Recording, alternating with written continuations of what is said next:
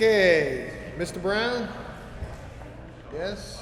Not gonna be able to use that after all because How's my friend Ken Roder? He's still What? there? Bill just told me that I won't be able to use the projector because their computer is too new. So they're gonna go back to the easel. Okay. Ken's still working with you guys? Well, I guess we can slide back then. We can slide back. Sorry about that. John, did you get this antiquated piece of equipment like the data for the fire department? No, you need a laptop for it, though. They've got a laptop, but it's too new. It won't. Too new to use the antiquated piece of equipment you supplied them with. Wasn't mine. That's Bill's. Let's light it on fire. That's Bill's. Yeah. That's Bill's.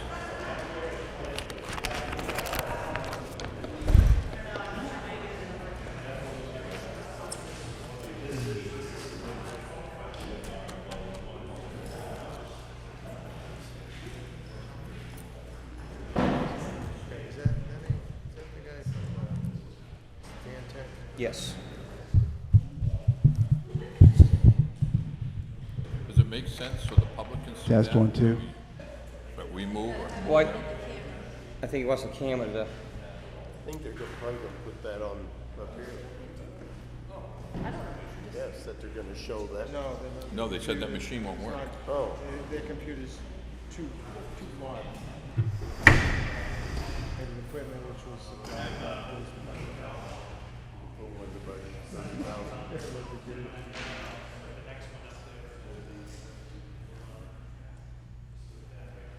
Sorry, we didn't get the work on the projector.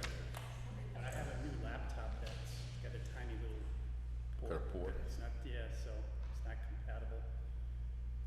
So, Jim, for the benefit of the viewers at home, could you use the microphone? And probably for my benefit too, I can barely hear you. I didn't know we had started yet.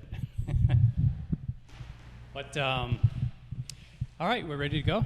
Okay, so. Yeah. So this is just a continuation of the discussion that we started on April 29th. At that meeting, we discussed the results of some of the groundwater monitoring wells at the Otati and Goss sites that were analyzed for PFAS compounds for the first time.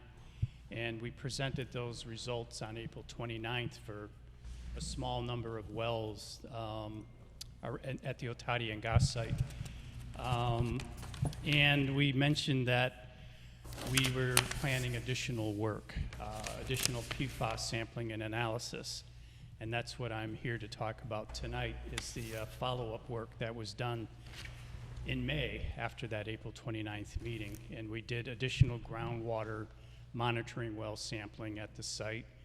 We did surface water sampling in Country Pond, and we discussed those results with the Country Pond Association on June 1st. And we also did a number of private drinking water wells around the site as well. And I'll talk about all of those results here tonight. What I have up first for discussion is the results of the surface water sampling that we did at the site and in Country Pond. And as I said, we had a discussion with the Country Pond Association on June 1st and discussed this data with them. In general, we in Country Pond itself, we didn't find any levels that were anywhere near health-based levels. The highest concentrations in Country Pond were right at the outlet of North Brook, and the concentration was around 127 parts per trillion. And our health-based number for PFAS is 7,600 parts per trillion. And we usually divide that by 10, and we call that a screening level. And when we're above our screening level, it usually indicates that some additional work probably is warranted. But we're not even near our screening level either. So that health-based level that we came up with, 7,600 parts per trillion, is 120 days of swimming in Country Pond for 1 hour each day every year. And at that level of exposure, the safe level for wading and swimming is 7,600 parts per trillion. And we're nowhere near that. Right at the beach area here, we're single-digit parts per trillion. Out by the Boy Scouts camp, again, single-digit parts per trillion. The highest concentration we got was in North Brook, a little bit over 200 parts per trillion. So no matter where we are with the surface water data, we're below even the screening levels for PFAS compounds. So it's good news on the surface water. We would like to collect an additional round of surface water samples. I don't have a firm commitment yet, but I'm pretty sure we can get that done later this summer. Not because there's still a high level of concern, it's just one round. You know, it's rely on just one round of data is usually not the smartest thing to do. So we'd like to repeat it and see if we get comparable results. We did do the sampling. You know, we've had a very rainy spring, so there's a lot of water out there. So you know, maybe there was some dilution. We don't know. But also, with the additional rain, there's additional runoff from the site as well. So it's hard to say whether we captured what could be the worst case scenario or not. But we do plan on doing an additional round later this summer. We'll talk about the private drinking water well results.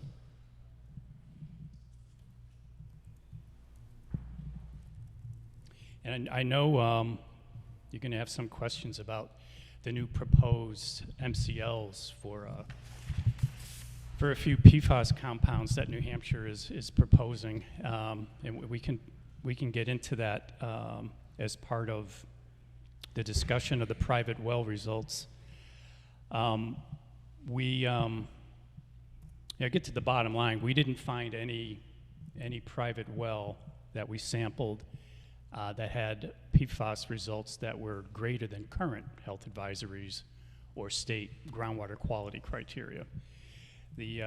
Which is 70 parts per trillion. 70 parts per trillion, yeah.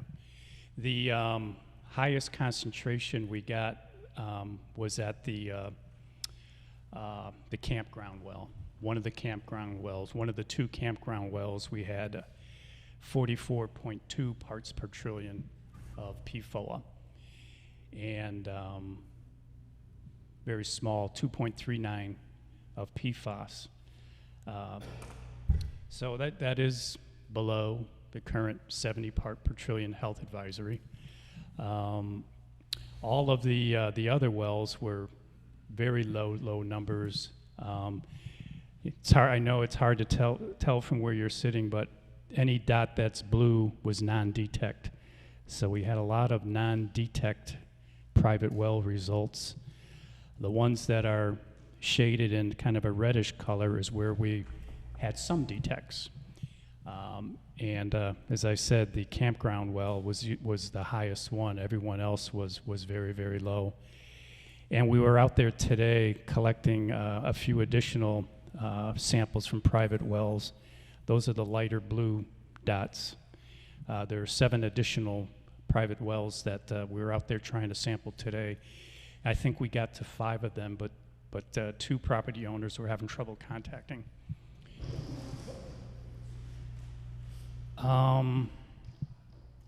So as I said, the data doesn't show anything that's above current health advisories.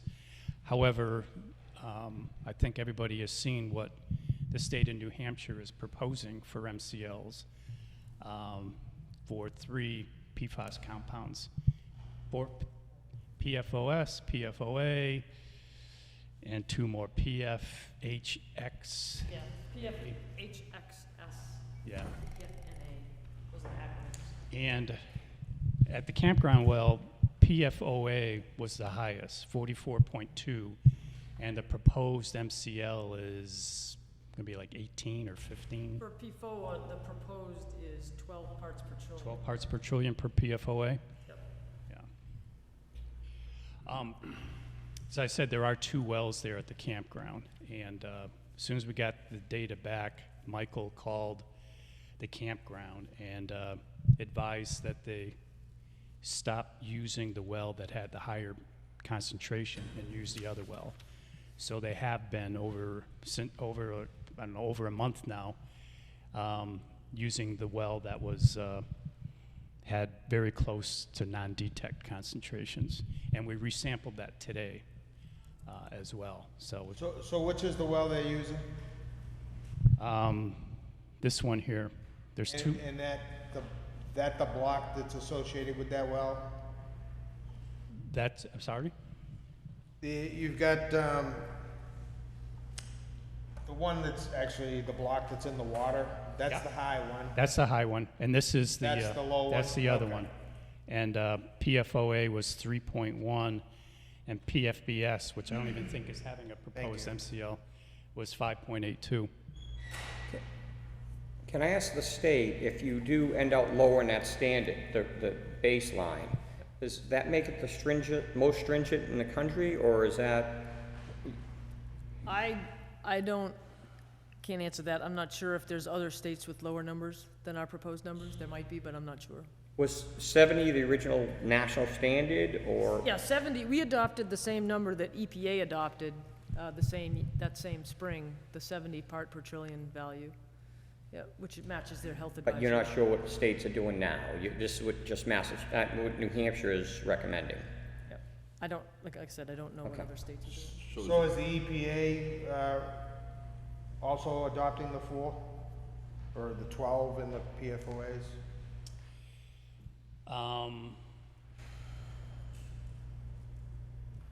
It's not a simple answer to that question. If there were if this did get adopted, eventually, I don't know what the administrative process is before it actually becomes finalized, but let's say today it was finalized and there was a Superfund site where we were in the very beginnings of selecting a remedy, then we would adopt the state's MCL and use it as our goal for groundwater restoration. Just in the state of New Hampshire though, right? Yeah. Okay, Well, it's not that the EPA is moving from 70 down to the 12? No. We are doing our effort of developing an MCL as well, and I don't know how far away we are from coming up with a number. But you said if there was a Superfund site, but, so this is one, and so you'll be adopting that for this particular No, site? well, at this site, we already have a remedy. So we're going to be looking at the data and evaluating protectiveness. It's not necessarily that we will automatically adopt the state's MCL and change and establish a cleanup goal for PFAS based on that. But if there were another site in New Hampshire where we were just starting to do the cleanup at the site, we would adopt the state's MCLs. And is the federal government is still turning this over to the state, and the state is accepting it? Doesn't matter what the levels are? Am I correct? Like, this is your last time you'll ever be here because it's going to change over in July? Well, the long-term monitoring of the site will be turned over to the state in September. We are discussing with the state the PFAS issue and what additional work may be needed. If we agree that some additional studies of PFAS are needed, EPA will still be involved with providing funding to do those additional studies. But at the higher number?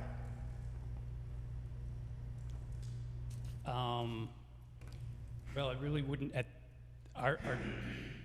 the additional studies that we may do, additional groundwater samples, possibly additional. You're not involved with No, it's remediation anyway? Yeah. It's just investigations that could end with a decision that additional remediation is needed. We just, you know, Thank one, you. one step at a time.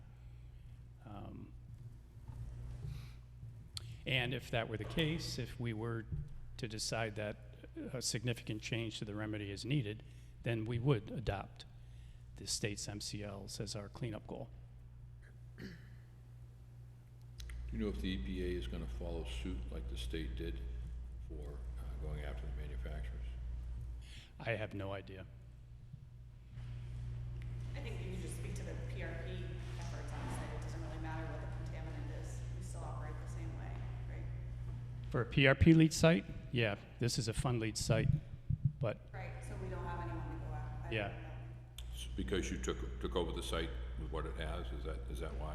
I'm just saying that as on any Superfund site, when EPA is conducting any kind of work. Right.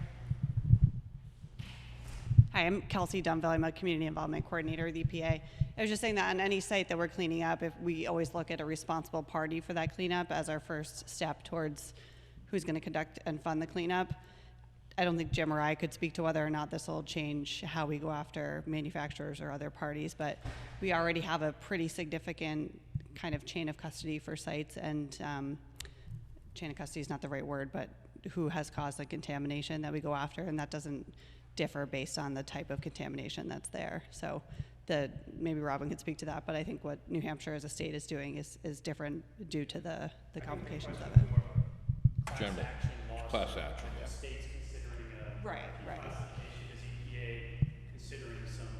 Right, and I just don't think we would treat that differently because we already essentially do that on all of our sites. Yeah. Thank you.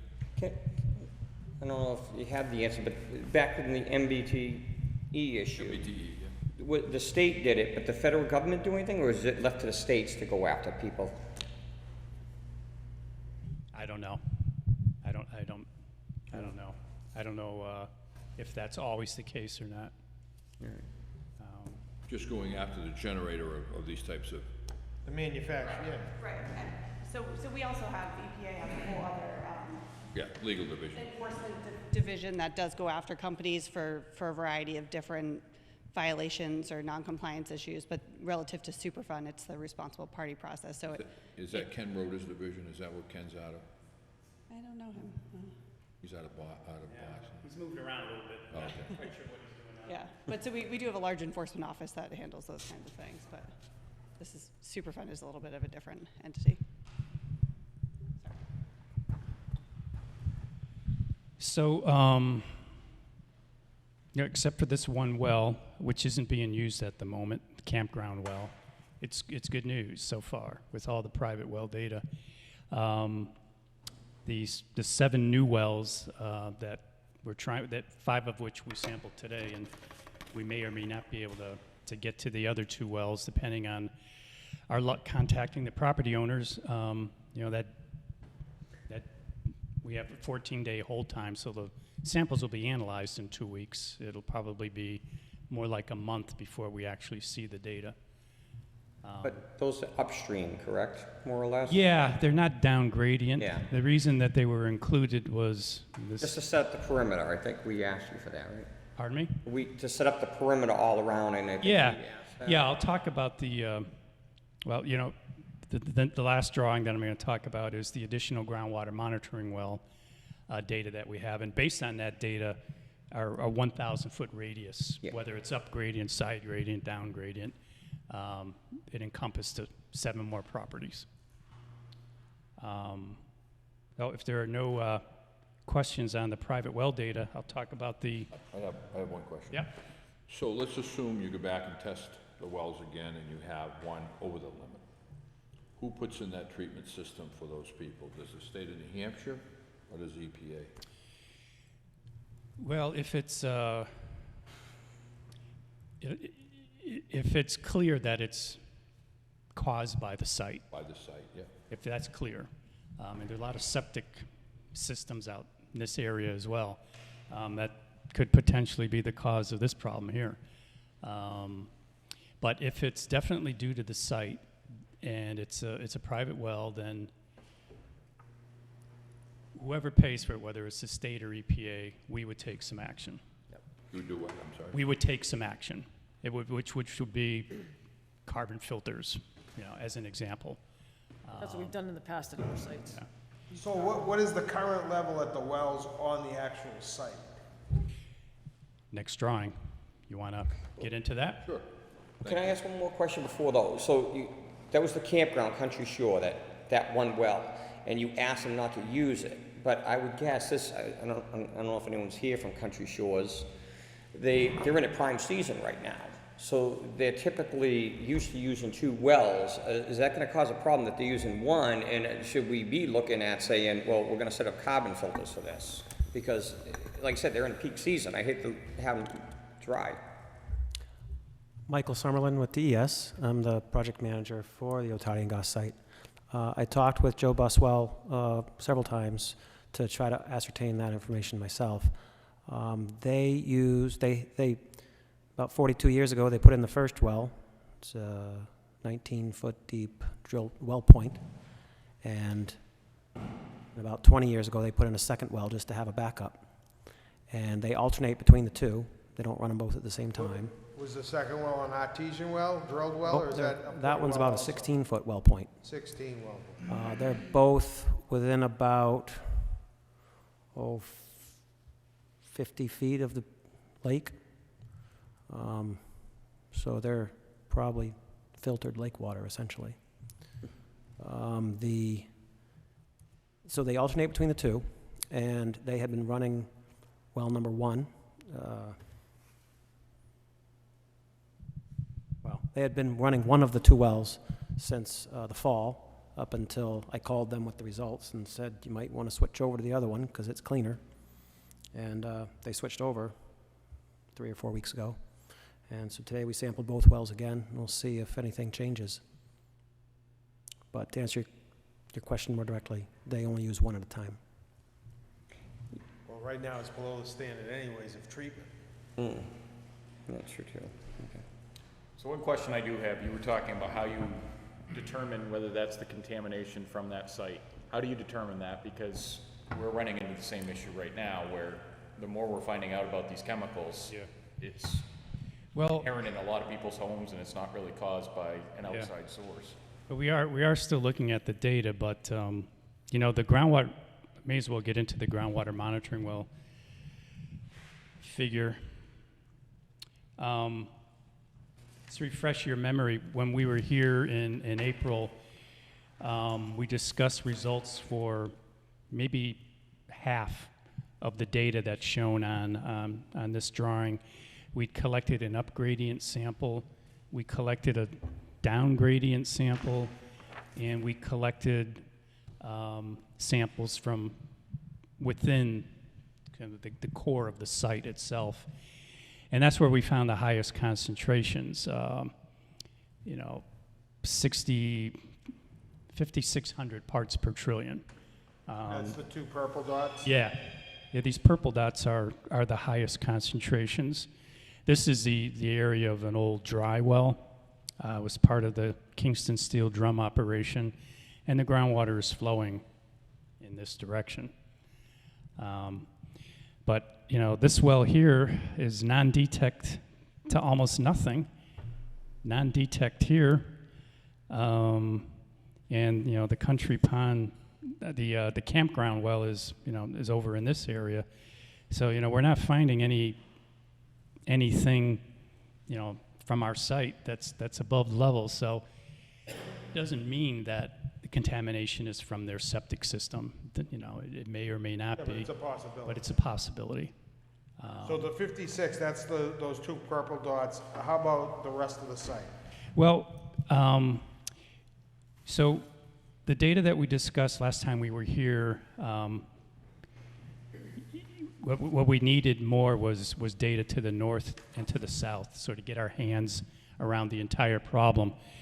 And I think we've done a pretty good job of delineating the boundaries of concern for the PFAS.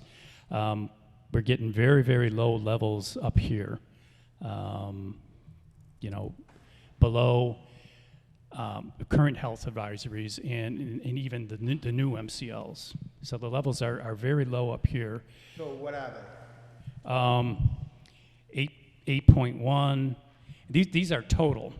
So it's 8.1, 28.76, 12.51, 13.46, 4.43. Get down here, 7.9, 17.7, non-detect, 17.8, 20.4. This one here, which is kind of inside the fence, was 36. So the bulk of the problem is where the operations took place, and we've done a pretty good job of being comfortable that it's not a huge radius type of a problem. We think we have the north boundary, southern boundary, the western boundary, and the eastern boundary nailed down. But we are looking at the data to see whether we should be doing any more work at all. And it's, again, just like the surface water data, relying on just one round is generally not what we do. So there'd be a verification round at some point in the future just to make sure we can come close to repeating the data. So I guess getting back to Phil's question, where you've got a hotspot of 5,600. Yeah. And you have a number of spots in between the well that is at a 44 level. There's a number of wells in between those 2 Yeah. points that are well below. And we look at the known direction of groundwater flow as well. Groundwater contour maps that have been developed for the project, and see whether someone is truly down gradient of the site. Are they up gradient? Are they very side gradient? And for this campground well, it's an overburden well. When they're bedrock wells, there's still a little bit of uncertainty. But with overburden wells, it's easier to come to some conclusion as to whether or not the site is the cause of the problem. We're not there yet. We haven't really had a roll up our sleeves discussion yet, but there is certainly reason to believe that the campground wells problem may not be from the site.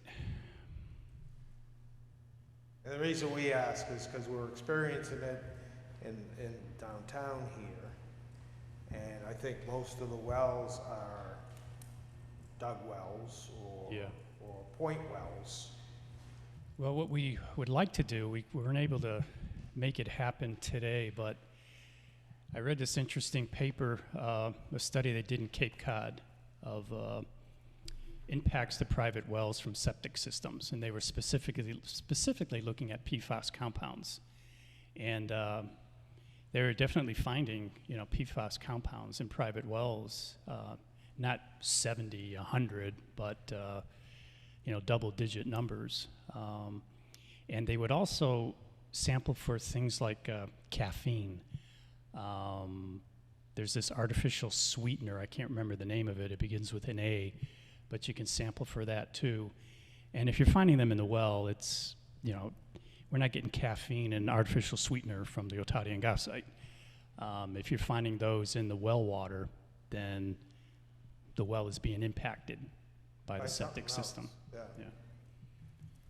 Nitrates are another marker of septic system sources. But I thought the caffeine in the artificial sweetener. So all were these interesting. wells that were tested, were any wells that were artesian drilled wells tested? Some of them are bedrock wells. I don't know what the split is, what percent were bedrock and what percent were overburden. I don't know if you have a better sense of that, Michael. I was just curious, on those levels, were they Well, they're undetectable or extremely low? They were non-detect to extremely low. On that, where the heck is it? Is this the, that's not the private well, but, It's behind. oh, it's behind that. all of these, this figure shows all of the private wells that we sampled, and they are a combination of bedrock and overburden wells, and I don't know what percent were bedrock and what percent were overburden, but it's only the campground well that has a potential problem. Everything else is very low to non-detect, whether it was overburden or bedrock.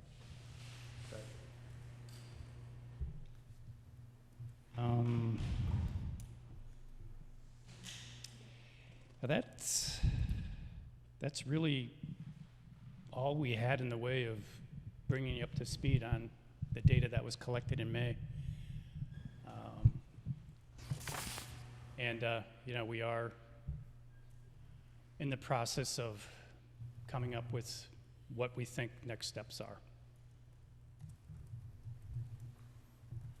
Other than additional surface water sampling in Country Pond and eventually doing another round of private well sampling and another round of groundwater monitoring well sampling, don't have any other thoughts at the moment. Okay, so board have any more questions? Is the state gonna speak, or?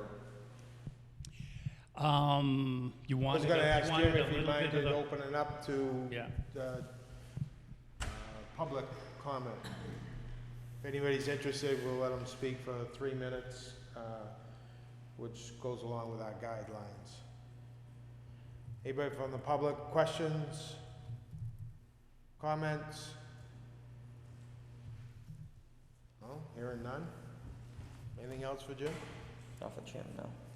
Thank you. You're welcome. If I may, the selectmen have charged me. Pete, pull the mic next to you, Sorry. please. The selectmen have charged me with putting together a presentation concerning PFOAs. These will be the people who will be, I'll be leading on to begin with. I already spoke with them before they came in. They can do it, but I would like to know if there's anything specific that selectmen have that they might want to know. If there is, we'll write it down. If not, I'll be talking with them. And we're looking at September, October, because August and summertime and vacations. But does anybody have anything specific that, you know, they'd like to know? Just based on some discussions that the board has had in the past and recent discoveries of properties that have contamination that we were kind of thought were outside of the proximity to the fire station, I guess it leaves a lot of questions in our mind. That is it a coincidence that the fire station, that homes in that area are coming up with hits, or is it possible that a lot of these could actually in fact be coming from things that happen on their specific sites, whether it was washing out of buckets, a lot of carpet cleaning, resolve, going down into septic systems, you know, more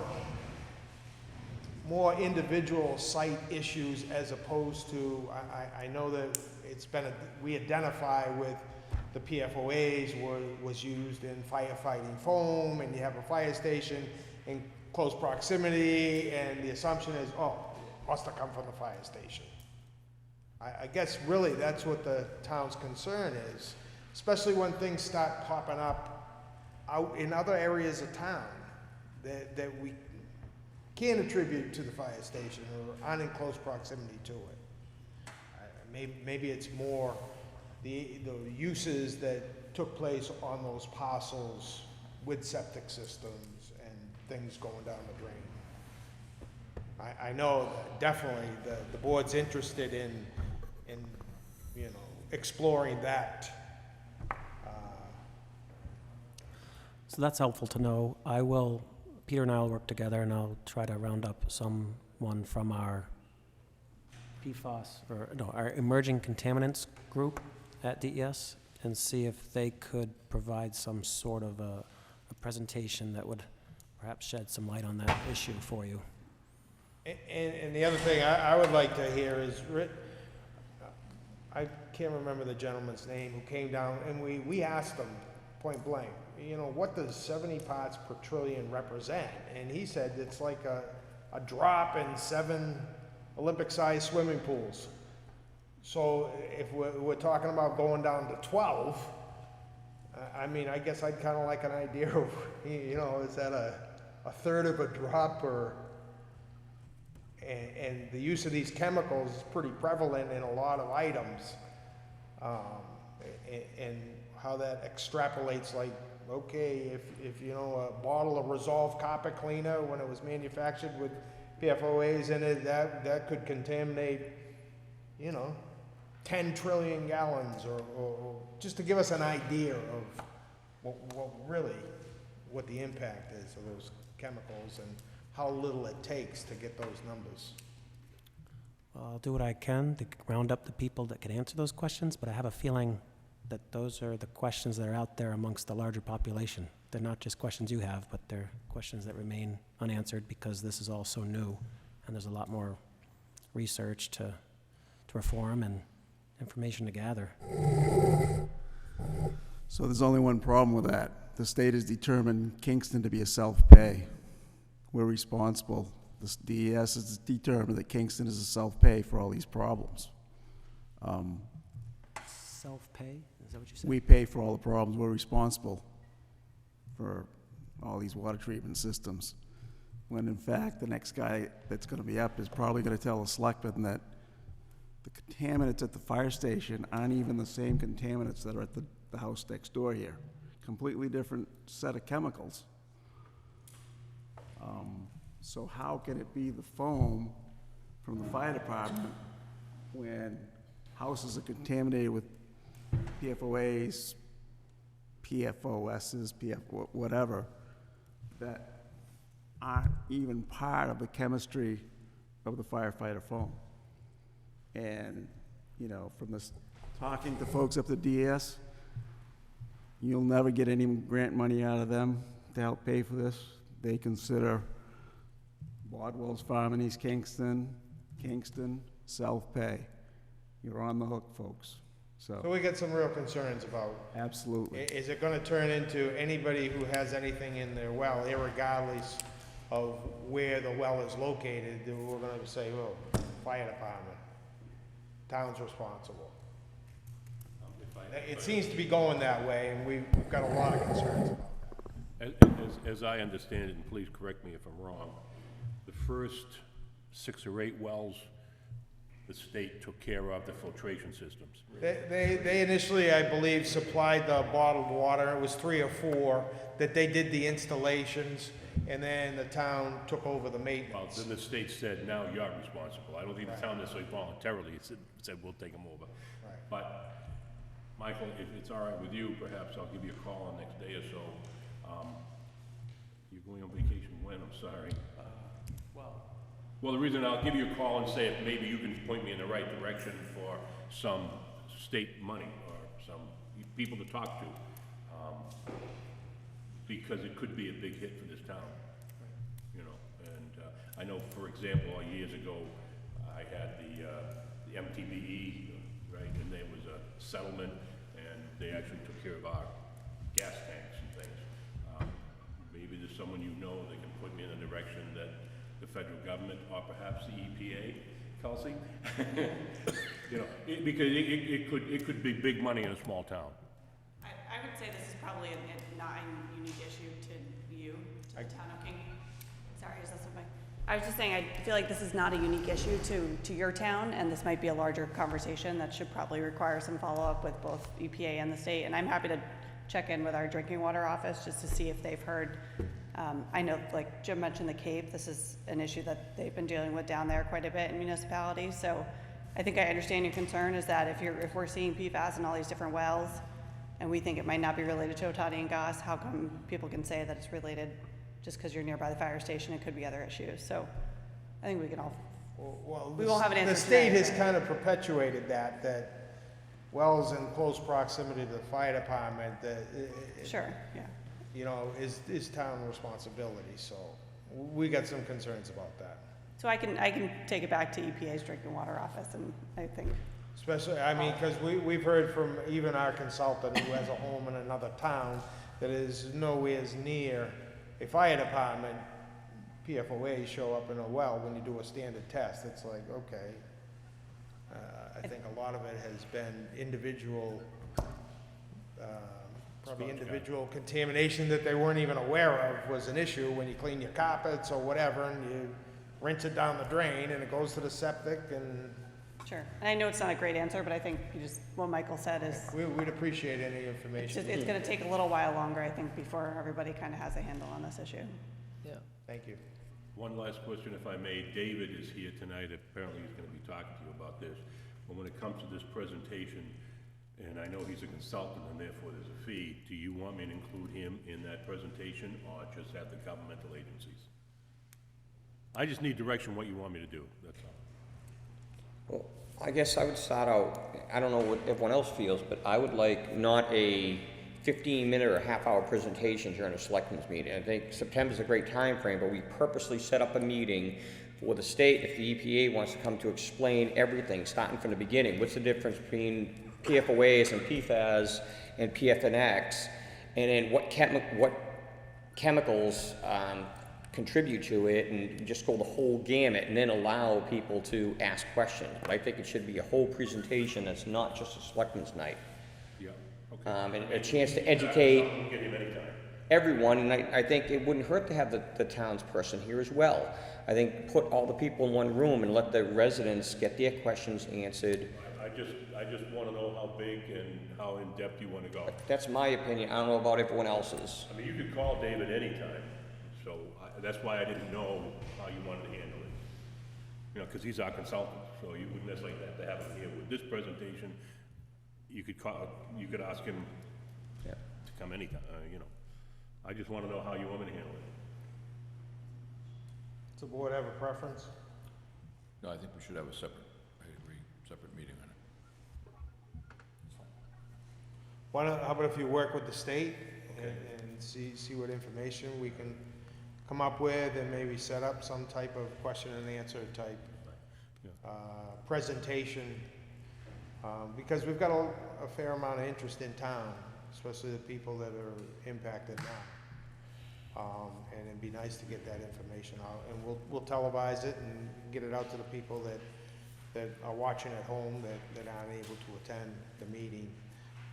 But really, it'd be nice to have it like an educational type thing, where the products come from, what have they found, and how the contamination can happen. And you know, what the levels mean and what it equates to. I mean, this will be done by phone unless, because you're in Boston, right, Kelsey? You're I in am. Boston.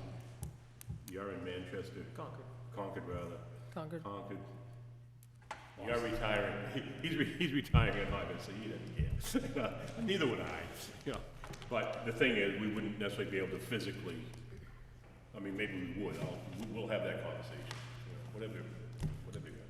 I think it's a great idea if we're doing testing, and it's questionable testing on whether it was affected, the well was affected by the firefighting foam. I liked your idea, Jim, about testing those other two items to see if it's actually coming from a septic system, or is it really being generated from firefighting foam on the planes. I think that's a great idea. Do we know if he tests for that, Peter? Do we know if you test for those items that Jim had mentioned, to see if we can? Non-PFAS items? Yeah, yes. No, we have not. And how expensive would that be to test for those two items? Well, honestly, I'm not sure, because they're not the typical environmental type contaminants that we would test for, so I'd have to look at and see. It's not unheard of. Sometimes we do sampling of wastewater discharge ponds, and we do testing for certain compounds that are, say, in clothes detergent, whitening compounds, and we just use that as sort of a tracer to say that at this point, yes, we seem to be getting discharge of this water out of the pond, because we see this whitening, which is only can be coming from the pond. So using these sort of non-typical tracers is something that is done. And although I've never done it in this particular fashion, so I'd have to look into it a little bit. I mean, I think that's worthwhile looking at. That way we know if it's coming from a septic system or something being generated from the town. Especially if it's a shallow. Sure, and most of them that are getting hits on are all shallow wells. Yeah. All right, thanks for coming in. It's Actually- been informative. Can I just ask the state, if you could answer, what is the process before it gets lowered? Is it strictly a legislative vote in the House and Senate and signed by the governor? What is the process, Yep. and when do you estimate that? Basically, we submitted the proposed rules to the Joint Legislative Committee on Administrative Rules. So basically, we're hoping to get on their agenda for the July meeting. If that actually happens and they're approved at the jail car meeting, then these numbers and these rules would be adopted on October 1st. So what committee is it go to? The Joint Legislative Committee on Administrative Rules. Okay. Is there any way that the state will lighten up some of the MBTE funds to supplement this problem that's ongoing now? I know there's a ton of money in the MBTE fund, and I don't know The why. Groundwater Drinking Water Trust Fund, yep, you might be able to talk with the administrator of that program, and that might be available for certain communities depending on their criteria on. I know originally, when the state came out, they used funds from the MBTE fund Yep. to put the first filtration systems, and I do know that. And if we are gonna do an educational thing in September, October, I would be curious, what's the set rate for all the states? You know, I asked a question at the beginning, and you couldn't answer. What other states, what their Yeah. criteria are. Yeah. Yep. There's not that, I'm sure the group that, does that. generated these numbers is well aware of what all the other states are doing. I'm sure I that's. figure it's gotta be somewhere, but I'm just curious. To Yeah, give I you just an wasn't idea, involved there's- in the development, so I don't know. Yeah, there's not, I mean, in the East Coast, Vermont has set their own, New Jersey has set their own, they're two of the lower standards. I think Vermont's 16 for PFOA and PFOS, and New Jersey is, I believe, 12 for the two combined, but I don't think many states have done beyond PFOA and PFOS combined. Michigan is another that has some low standards too. But we could probably get a list of that too. Just one thing, Mark, you're retiring, Jim. It's been a pleasure working with you for the last 25 years. It's been great. Whenever we had a question, you always answered it. You always returned the phone calls. Thank you very much. It's been some contentious meetings, but thank you. Thank you very much for those words. For many years. Yes, it's been an interesting project, and I've enjoyed all of my visits up here. Everyone's always been very respectful. I don't get that everywhere, so I've always appreciated that. Always been available for the town, any call I've ever made. Chief of police, I did return those calls. Wasn't sure it had anything to do with the site. We can follow up. Peter has my information, and I don't know if you know who's taken over for you, but in case you don't come back here again, I'll make sure I'll get my information to you all, at least through Jim. Well, on behalf of the town, thanks for coming in and Yes. keeping us up to date. I do have a copy of our frequently asked questions on PFAS, so I'll leave those with you. They're on our website, but these are actual hard copies, so I'll leave those with you folks. Great. Thank you very much. Thank you.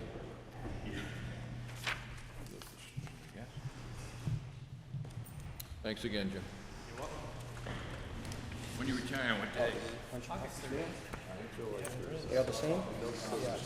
You want to pass them? Thank you for coming in, I appreciate it. Want to take those? You want some for your reading pleasure? Thank you very much for coming in. Thank you. Thank you very much.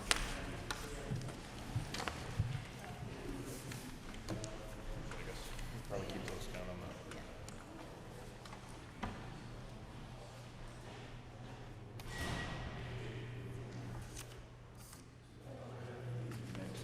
Let's see. What's everybody doing here? Rich, you in here on the stormwater management program? Actually, I think Dave is next, Dave Elmore. Okay, I don't see him on the on the itinerary, but that'd be great. What's that?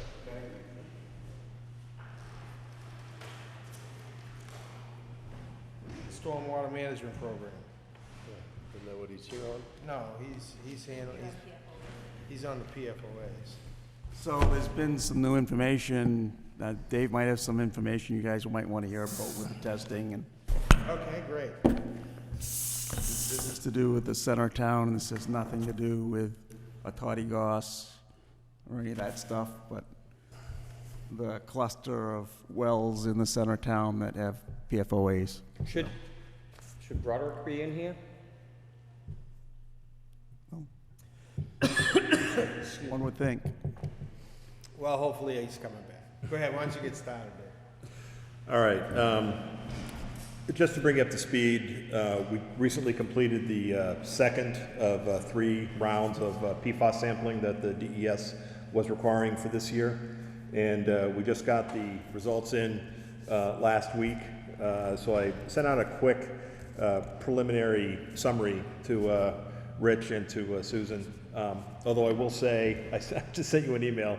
Some of the information I need to modify, so don't spread that around too much.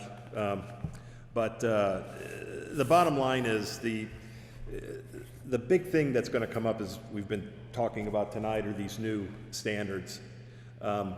Unfortunately, the standards are going to be lowered, assuming they are accepted as they currently stand. They're all quite a bit lower than what they had been before.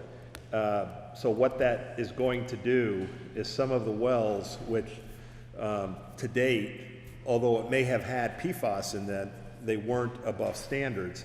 Now, some of them, assuming that the numbers don't change for these wells, some of them are going to be above standards. And because these are drinking water wells, well, now we're talking about more POE filter systems.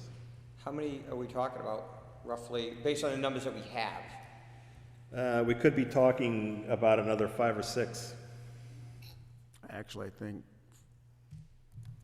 from the state. And that's not even, that is talking about the wells that we sampled. There were some wells that we did not sample, and if I go back and take a look at the older data, there might be more, and maybe More like you've done 10. that. When you say the old data, the initial sampling? Yeah, not every location was sampled this time. Some of the wells, we had multiple rounds of data already, so they weren't sampled again. So those ones that were sampled at some point in the past, whether it be during the site investigation, during the May sampling round, or even during the time when DES was doing the sampling, that data might be 3 months old, it might be 6 months old, or it might be 2 years old.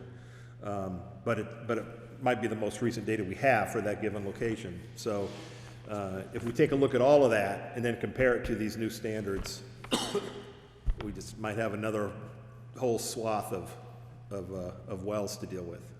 Unofficially, Little Birdie from State DES contacted us and said, looks like 10 wells. But again, that could be old data. Maybe the wells need to be tested again. Maybe they're below. But that was, like I said, you couldn't get anyone to officially put the name on it, but that came from DES. When's the next round of testing? I'm sorry? When's the next round of testing? It'll be at the end of the summer, August or so. What did this round show? The numbers weren't, I mean, they were basically similar generally to what they have been. I went and did just some quick calculations today, and looking at the existing current AGQS numbers, the locations that are exceeding are basically the fire station and a couple, 3 properties immediately down gradient of it. 7 Rock Rimmon, 9 Rock Rimmon, 11 Rock Rimmon. But you also have up at 161, which is this outlier. That's obviously well away from the fire station. That's actually the highest levels of PFAS. And we've tested the wells in between, and they don't have hits on them, right? Yeah, what's interesting is that if you take a look at the wells that are in between, you don't have other wells that are exceeding, but you have a whole kind of number of wells that are just slightly below the standard.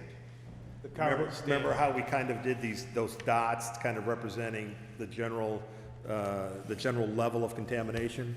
Well, there's 4 or 5 dots in between 161 Main and the fire station that were purple. And the purple dots were basically between half of the AGQS up to the AGQS. So it didn't exceed, but it was in that upper range. And I also went ahead and just did a quick, How high was the high one, 161?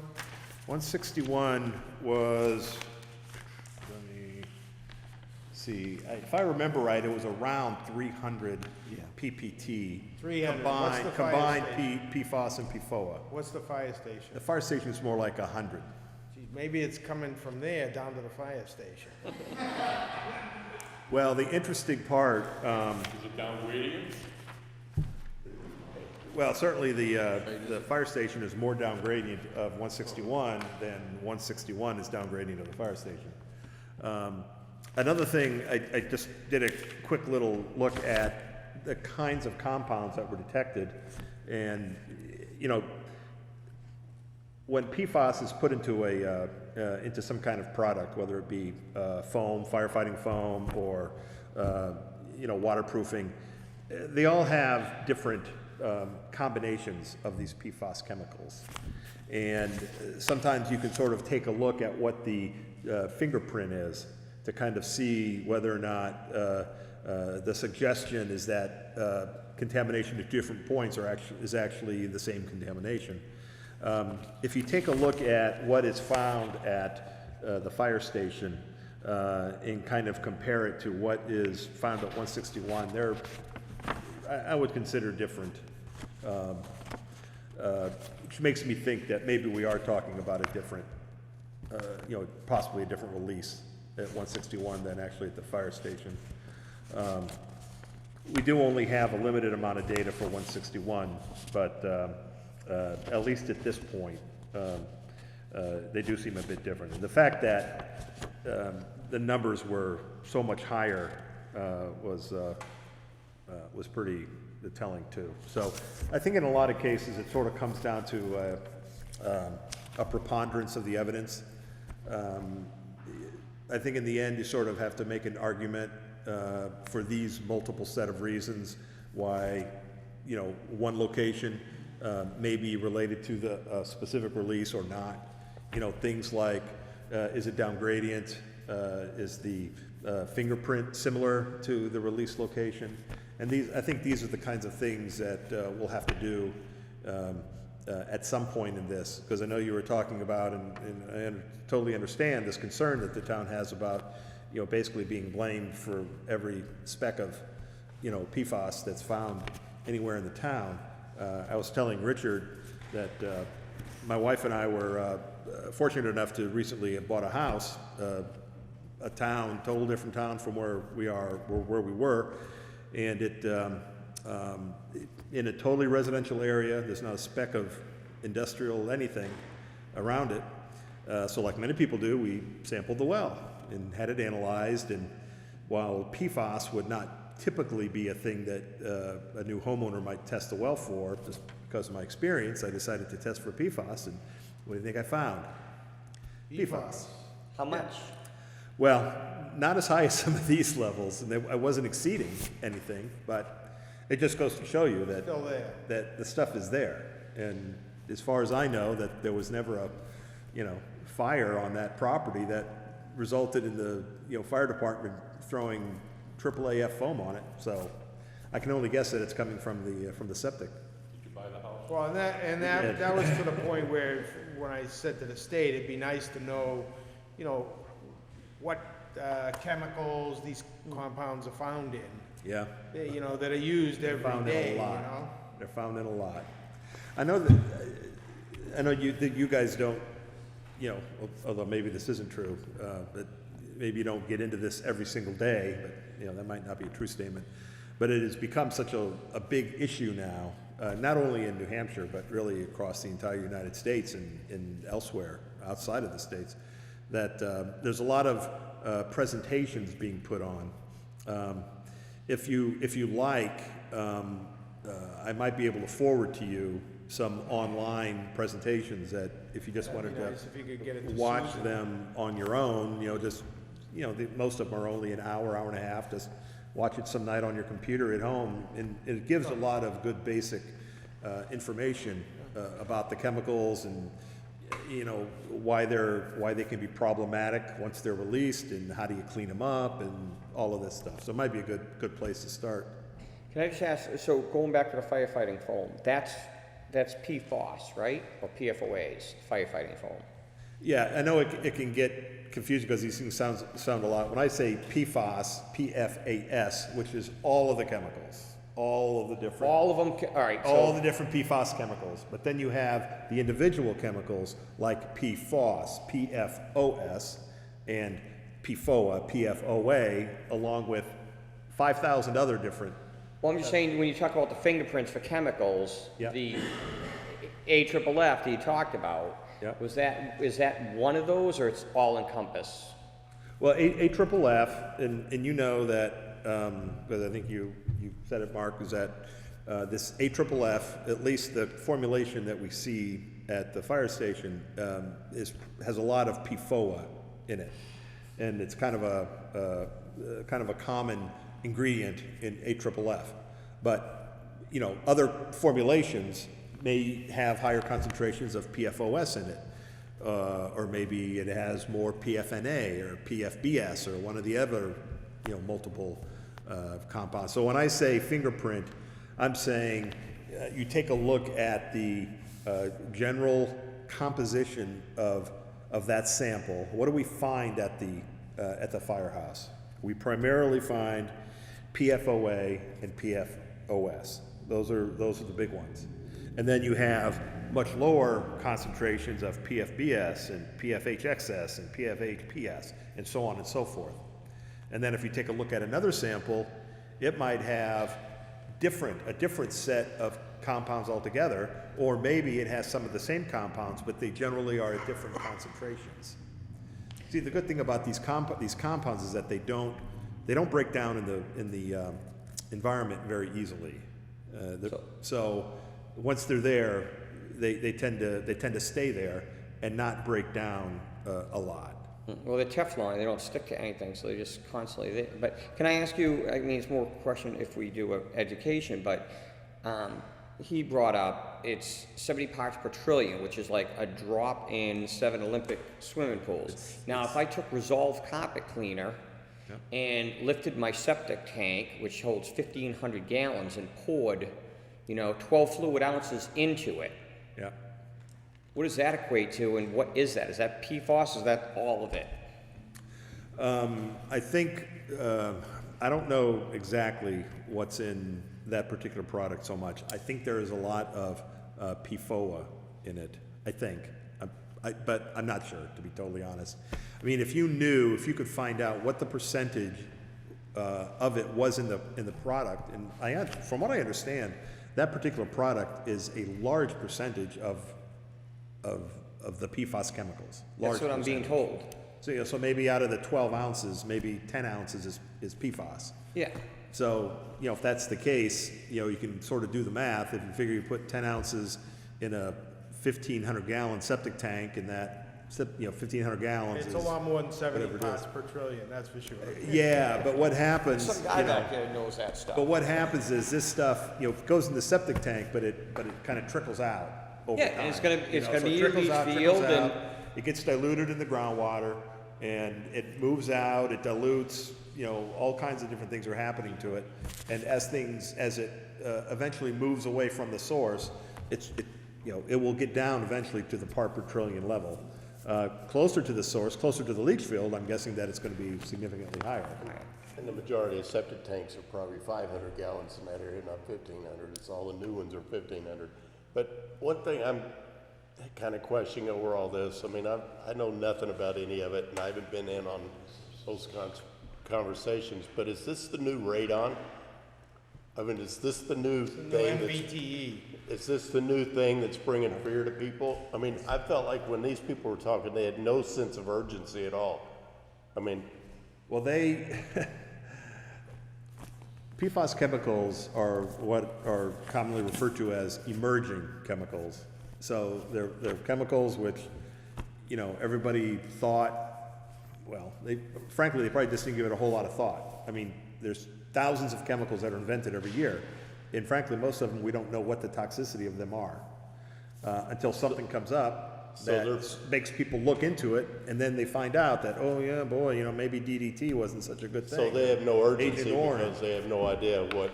Right, there's no requirement for somebody, you know, whether it be 3M or DuPont or who's ever making these chemicals, that they do some kind of large toxicological study of them, so they know up front.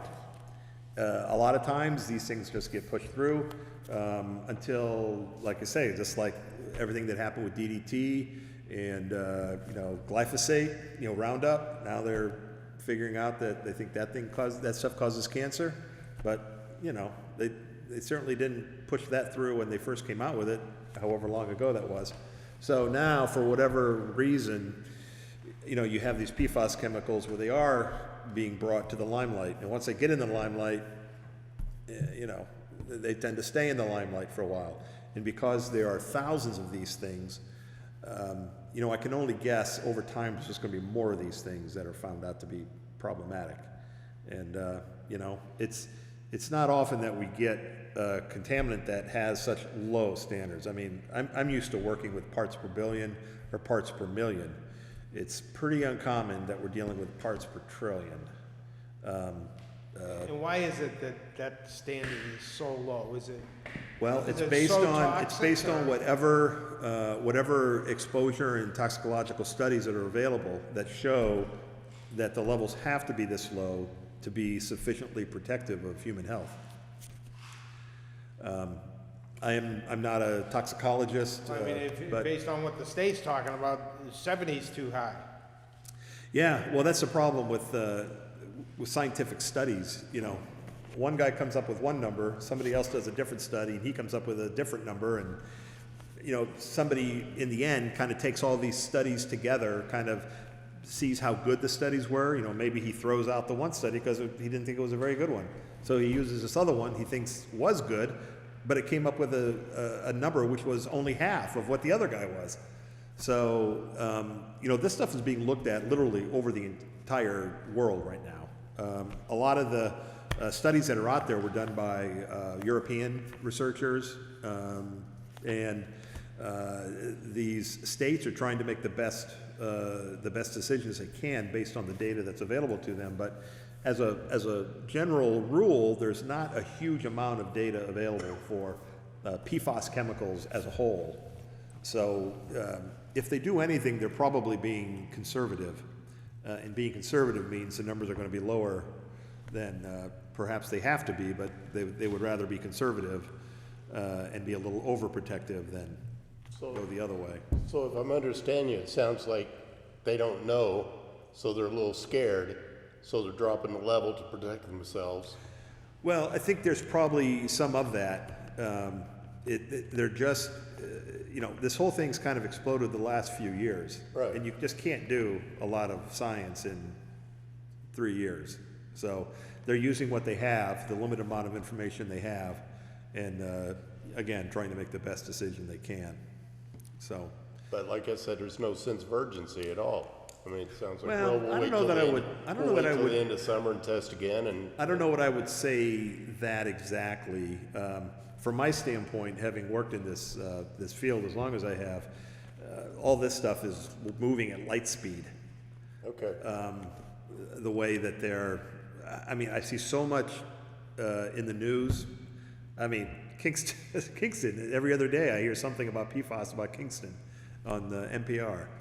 And, you know, they came out with these new rules just at the beginning of the year, and now it's July, 6 months later, and now they're gonna be coming up with the final rules. That's pretty quick as these guys operate. Getting back to the testing a little bit, I know that there was questions, I mean, I think, didn't we move we moved some of the test wells, or the areas to test kind of out a little bit? Yep. And we wanted to see if we could maybe find you know, because some believe that the fire station itself is not really a source. That training was done out on the plains and stuff like that, so that, I think we did do a test well down by Rick's Cafe or something in that area. How did that come up? Well, the ones, To try to get a perimeter on where. I can tell you that nearly everything we sampled contained something. Not everything, though. And it might be just easier for me to tell you which ones were sampled, but didn't have any PFAS. So because there's not that many of them. Pretty much every well, and how many we do? This time we collected maybe 36 samples, but some of those included multiple samples. Yeah, like 3 per one. So you're probably looking more like 30, 24, a couple dozen locations. So what happened was that last round was much larger because we were trying to get, you know, almost everybody in this 1,000-foot radius that DES wanted. This time, though, we took a look at how many samples each of the wells had, and some of them we'd already collected at least 2 samples from, so we didn't resample those. There were other ones that maybe we only had 1 sample from, so we did resample, so we would have at least 2 rounds. This next round is going to be a lot smaller, probably just the wells that have POE systems and the monitoring wells. And plus any other miscellaneous locations that maybe we don't have 2 samples for. So we had a first sample event was pretty large. Second sample event came down a bit. Third sample event's going to be smaller still. So, and then at the end of that, we'll take all that data, all goes to DES, and they'll go over it. They really weren't asking us to give them recommendations. They just basically wanted a data dump. Just give us the data, and we'll see what it says, and we'll see what we think. So I don't know if it would make sense for us after that third round goes in, perhaps to meet with DES, Kate Emma Schlosser, the PM, and kind of get a handle on what she's thinking before she sends out her letter, just dictating what she wants the town to do. So, but that's not something we have to really worry about until the fall, but it is something that we should think about, and whether or not it would be advantageous for the town to do that. How many wells came back with nothing? 1? Oh, let me see.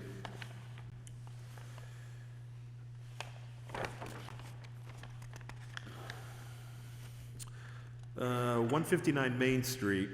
Now apparently, they went ahead and installed their own POE system because we didn't realize that they actually had one on, and I called up Rich and said, did the town put a system on this well that I wasn't aware of? He said, no, they put one on themselves, apparently because they were sitting right next to 161 Main Street, which did have the high levels. They, although they're right next door, didn't have anything in that sample. It came out clean, but did we take the sample prior to treatment? Oh yeah.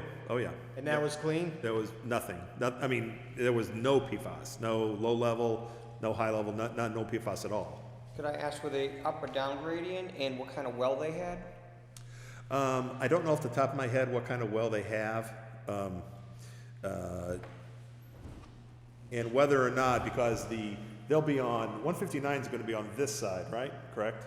It'll be 159, then 161. No, this 163, 161, 159. Okay, so they're on the far side. Well, the water is more likely going this way. If anything, I would sort of call them side gradient, but because they're so close, it's not impossible that, based on how much they pump, that you know, stuff might go more sideways sometimes, just depending on how hard they're pumping and how their wells are constructed. But Prior to treatment, that one was clean. yeah, 159 was totally non-detect.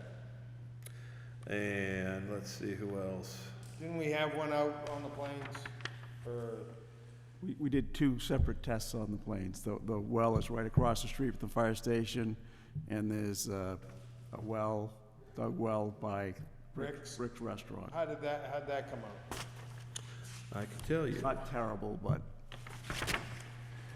Yeah, the well point, it did have PFAS in it, but nothing exceeded current AGQS, but it will exceed the new AGQS. And in terms of the dug well was better. The dug well only had a few PFAS detected, and none of the ones detected exceeded either current or the proposed AGQS. That's the dug well in the same area? They're sort of opposite corners of that square of grass. the one that is lower is the one across from Rick's Restaurant, diagonally across from the restaurant. Which one's that, the dug? That's The well point. no, that's a dug well. Oh, okay. That's a dug well The down one by across from the fire department is the point. is a point. But they're both, it's the same water. They're both drawing, They're both shallow. yeah, the water level's at about 12 feet. It's all the same on the table. 2 Lamprey Road was non-detect. 138 Main Street was non-detect. 139 Main Street was non-detect. 137 Main Street was non-detect. So those 4 or 5 I Those just are on mentioned. the opposite side of Rock Rimmon. Yeah, I think so, yeah. So that they're up gradient of the fire department. They're down. Maybe side gradient, Yeah, side. yeah.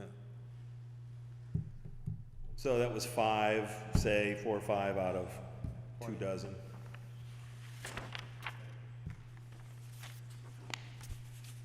Any questions, anything else for Dave?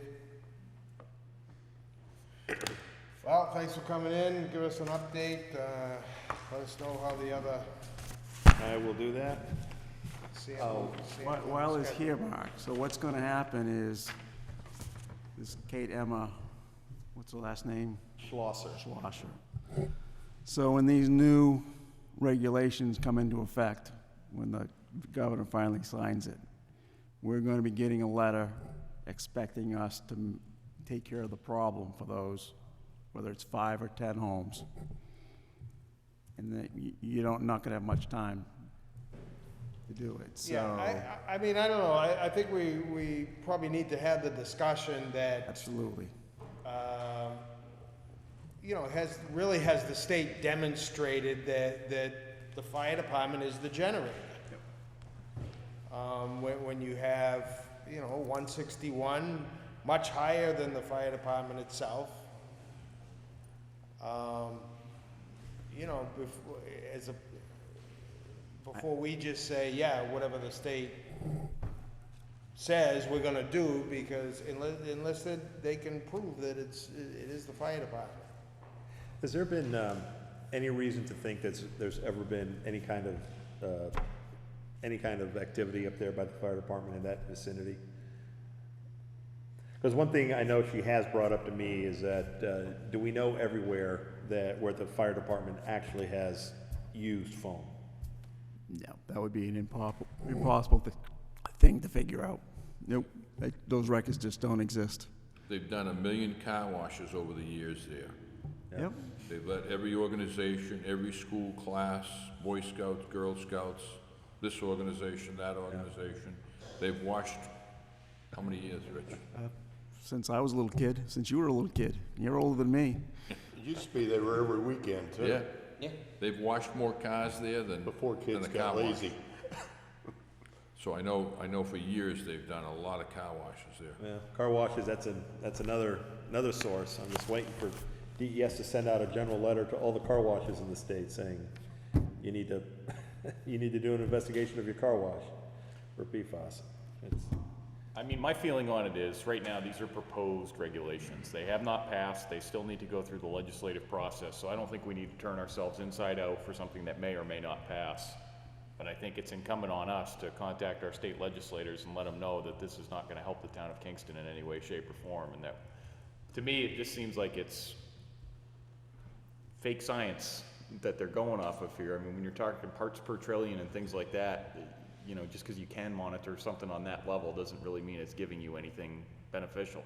And then, so they don't have that information, yet they're gonna change the standards without the information that they need. And I think it would behoove us to send a letter to our elected officials that could fight that up at Concord.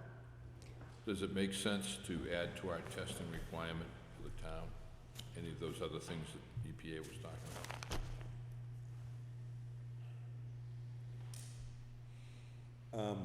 I'm not sure exactly what you. Caffeine. Caffeine, whatever else. Does it make sense to test for that to see if those same chemicals are coming to the same location? Are coming from? I can look into it.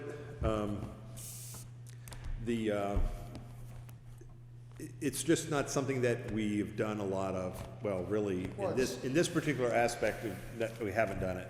What I'm familiar with is, like I explained, where we do whiteners for wastewater disposal ponds. So in this case, you know, this wastewater is going directly into these ponds, so it's, you know, there could potentially be a lot of it there. And what they worry about is if there's a leak in the pond that's monitored by one of our monitoring wells. So if we have a high level of something in our monitoring well, does that mean that it's a release from the pond, or is it something else? So we test the well for whiteners, and if it's there, then yeah, maybe it's coming from the pond. Maybe we have a pond leak, and something's got to be done. But in this case, I don't know how caffeine reacts in the environment. Does it break down? I don't know. I don't know how good a tracer these things will be. I mean, it's pretty safe to say that whatever goes down your drain is gonna leach out of your leach field into the groundwater. Right. So, you know, every day. See, that's the problem. I mean, that's the point of it, right? I mean, that's what it's supposed to do. It is. Right. It is. And over the years, we've developed chemicals that now is coming to light that, you know, that's not really healthy for us, and Right. we probably never should have been using those chemicals in the first place. And, you know, Yeah. maybe you adopt regulations to stop from using the existing chemicals, but that doesn't address the problem we already have. Yeah. I think everybody in every town, every parcel in town that has a septic system on, you're gonna find stuff in the groundwater. Yeah, see, that's the difference. We were testing wells for things which were not supposed to be there. But obviously, if you're testing the aquifer where the stuff from the septic system is actually supposed to go, then maybe it's not a surprise if you find caffeine in the groundwater. I think the important thing here, too, is that these are synthetic chemicals. As a result, they're not breaking down. They're what they call persistent. Right? Oh, yeah. And as long as we're getting into a situation where they're man-made, I mean, one of my thoughts is when you get to the older 55 developments, I know I'm on 9 different medications. Imagine 35 houses on 9 medications going into the septic system. And that's why you're not supposed to dispose of the things like that. Yeah. That's why they have collection programs But now. it's going to go through my body and out my urine, you know? So it's going into the toilet, it's going into the septic tank, and then into the leach field, it's percolating down. I would guess in 20 years, you get to some of these 55 and older complexes and test the water, you're probably going to find a lot of insulin in there. You're probably going to find a lot of heart medications in there. Well, Because medications, they break down pretty well, but over the amount of this being used, Well, you know, medications actually are a class of compounds that are actually called also emerging contaminants. Yeah. So they haven't maybe quite gotten to the point where PFAS is, but they're on the list to be looked at. Now, I don't know how many of you are old enough to remember Better Living Through Chemistry. Okay? That was a big ad back in the 60s. I think it was Dow. Yeah. You know, Better Living Through Chemistry. Maybe it is, maybe it isn't. All right, well, thanks for coming in, Dave, keeping us abreast of the situation. Let us know how the next round of sampling goes. Okay, thanks. Done with me. I thought I was done with the four. Are you done with me? I thought I was done. Are we done with Mr. Broderick? Anybody have anything else for him? Don, you talked to Natalie? Well, I don't, are you gonna be responding to the school project waiver, fee waiver discussions? We did have a couple questions. You gonna be available for that? I didn't know that was on Well, there. you'll have to put your other hat on for that one. What's the, Okay, do we want to, where'd Rich go? He's on Stormwater, right, Rich? Yes. Can we jump to that other one and Absolutely, get him out of here? absolutely.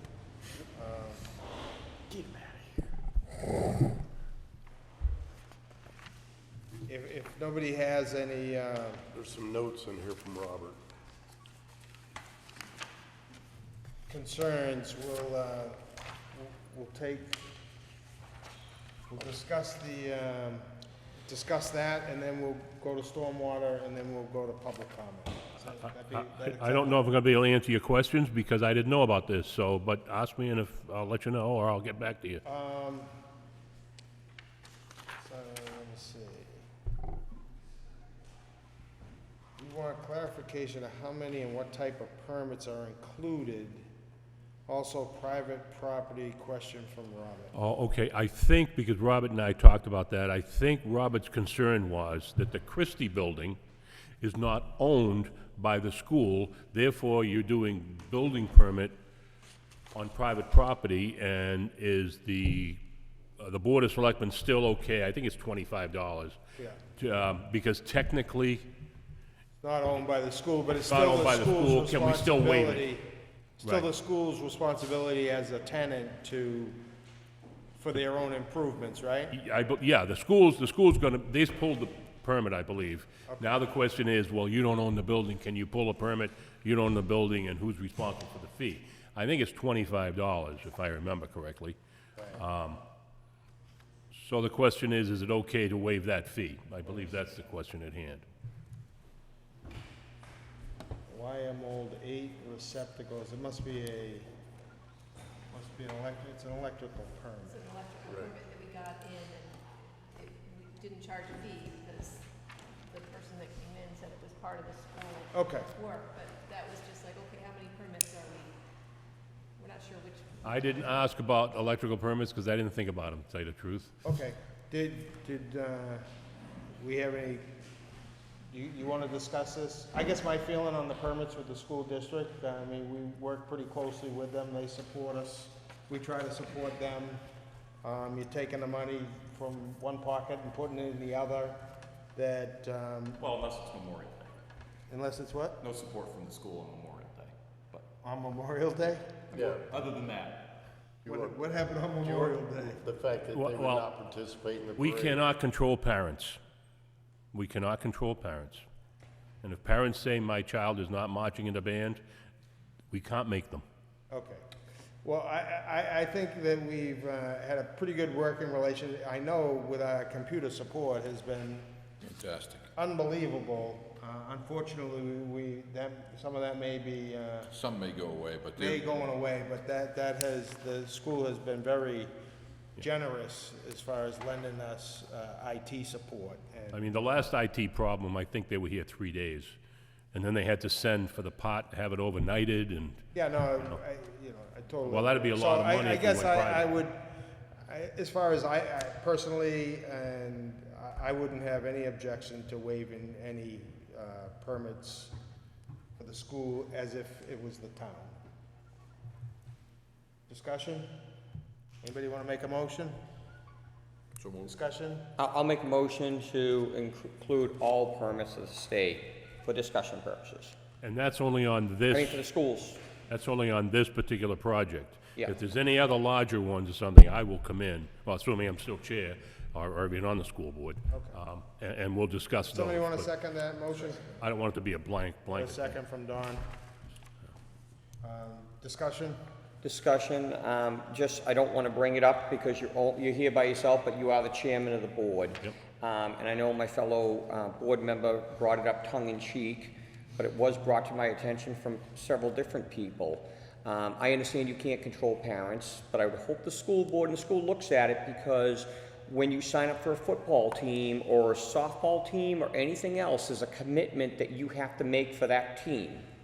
Okay, and the players have to show up for a game, and there's games scheduled throughout.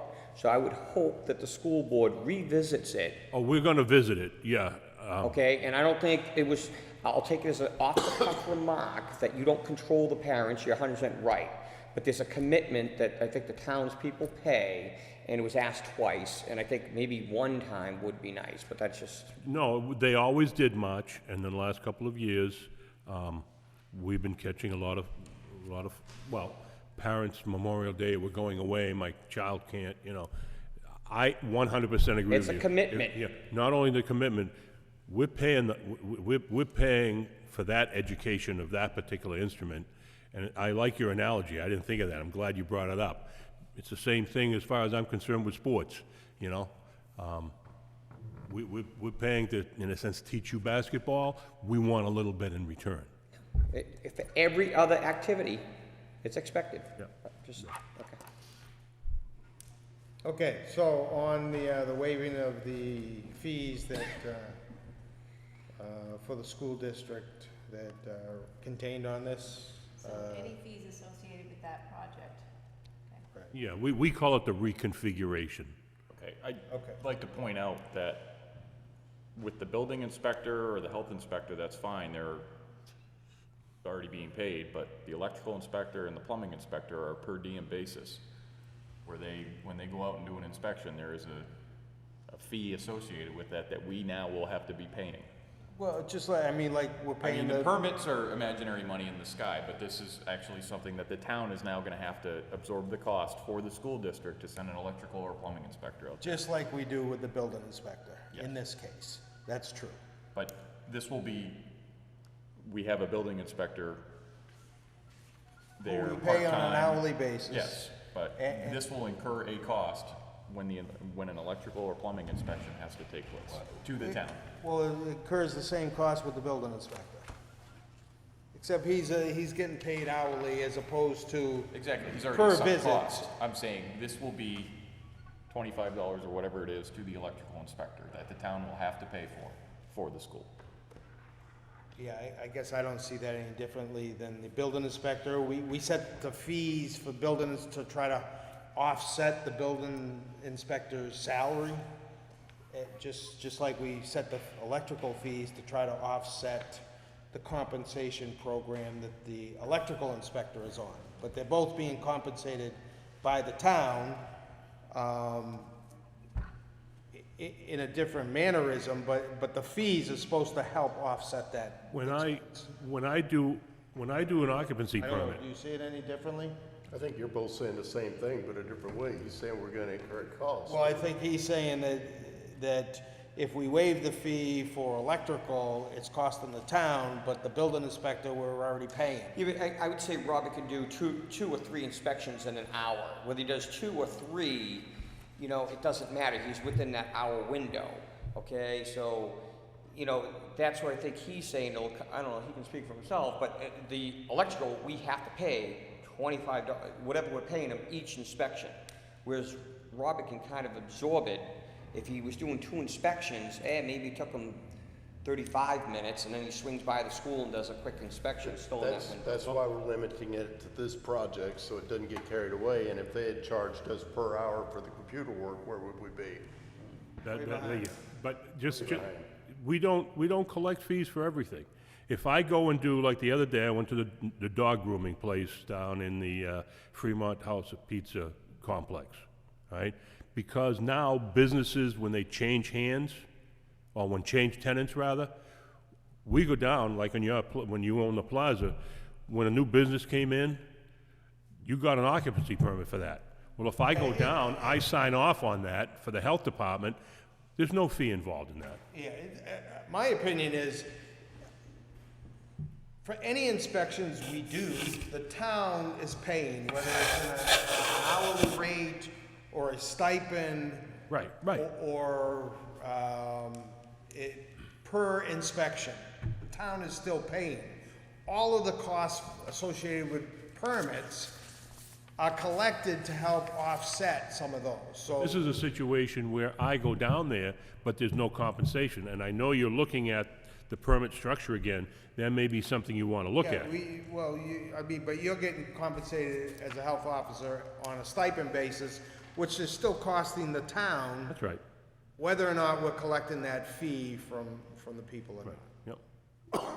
Yeah, if I'm sitting at my desk, or I'm down doing an inspection, I get paid. Right. How do you want to proceed? The motion on the table, call for a vote, I would say. Any more discussion? All those in favor of waiving the fees as described for this project signify by saying aye. Aye. Opposed? Abstentions? Okay, thank you. Okay, am I done now? We're all set. Okay, thank you. Rich? So as you guys know, 2003 EPA mandated stormwater pollution protection plans. We've pretty much stayed in compliance. This is the next step. We're in the starting the second year of the new permit. Part of that is we actually have to have a plan. We actually have to identify outfalls. We actually have to, this year, go out and do some site work at the outfalls in probably August during low water. Tonight I need the chairman to sign these 4 documents. All these documents are basically the plan. You don't want to sign it tonight, Mark. You want to go through these 300 or 400 pages. Does this go with the letter here? Yeah. Send back and you get. That needs to go back, and then these 4 books need to be signed. I certify under penalty of law that this document go to and all jail. attachments were prepared under my direction And you directed me, right? and supervision. Okay. Make a motion to authorize the chair to sign the stormwater plans as signified. Second. I think you should And be read them. responsible for all of it. Yeah. I think you should read them. I think you should read them before you sign them. I will tell you. Pair up each page, Gone make through sure them it's- twice, page by page. We did make changes last Monday, and those changes were all corrected. I'm happy with it. A lot of this, like I say, we're gonna go out this year, and as part of the plan, there's different steps for the next 5 years. And as a matter of fact, you've got a PO for $14,000 to pay for some of that stuff, so I need that signed tonight too. What do you anticipate the cost to be over the next 5 years, roughly? Depends on how many outfalls we have that actually have flowing water in August. That tells us how many actual tests we need to do, how often. I'm gonna guess it's probably gonna be $10,000 to $15,000 a year for the next 4 or 5 years. To do that testing and monitoring? Do the monitoring, the testing, to keep EPA happy and the state DES, get all the paperwork done, all the reports, all the mapping. And is that gonna be handled internally, or is that gonna be Geo Insight doing it, or?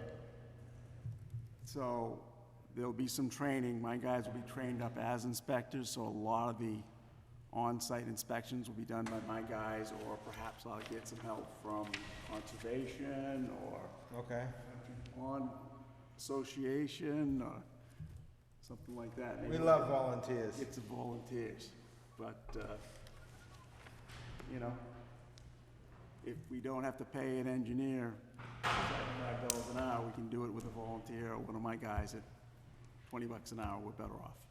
Okay. That's my intention. All right, so I guess we have a motion and a second. Can I ask, when we talk stormwater, this is the MS-21 permit, is it? MS4. MS4 permit. And this is when we run into all these issues with developments and swales and overflows, that's all tied to this, correct? Basically, the town of Kingston is responsible for every drop of water that falls in the town of Kingston. Yes. So when we have grief from developers or anything about swales or any of that stuff, or catching rainwater or any of that stuff, impervious surfaces, that's all in those binders that you have right there. No, it's not in the binders, it's in the planning board. We have an ordinance and it's an ordinance and regulation. We have a stormwater ordinance, I think it's 904. That was developed to adhere to these Exactly. rules and regulations that the EPA has put on the town. Absolutely. All right. Absolutely correct. Okay, back to the motion on the floor. All those in favor of authorizing the chairman to sign this certification saying that we are Under penalties of we law. will be in compliance with the MS4, signify by saying aye. Aye. How'd you vote? I haven't voted yet. I will abstain on the vote. Motion passes. So sometime tonight, just sign these before you go home. Okay, Rich. Thank you very much. Thank you. Anything else? Anything else for Rich? Thanks for coming in. Okay. Public comment. We're gonna open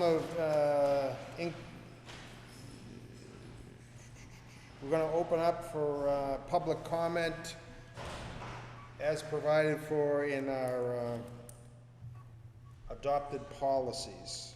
Anybody wish to speak? Come on up. Hi there. Good evening. I'm Mary Sear. I want to start by saying the piece on the PFOAs was very interesting. Last month I went to a documentary presentation over in the Newton Town Hall, sponsored by their new select person, Kate Michaels. And she had someone from Concord come down, and a great documentary you should watch, in my opinion, is called The Devil We Know. And it's about DuPont, how they knowingly created this perfluoroethylene, also known as C8, shortly after World War II. And it's in everything. It's in waterproofing, it's in outdoor equipment, it's in your carpeting, it's in your upholstery, it's in Teflon cooking equipment, it's in everything. And they said that 99.8% of all human beings alive today test positively for PFOA in their blood, because it is so pervasive in our society, and it has infiltrated our water system, and the most detrimental damage caused by C8 or PFOA, and that PF in all of this has got to do with fluoro, some polymer that they made with fluoride.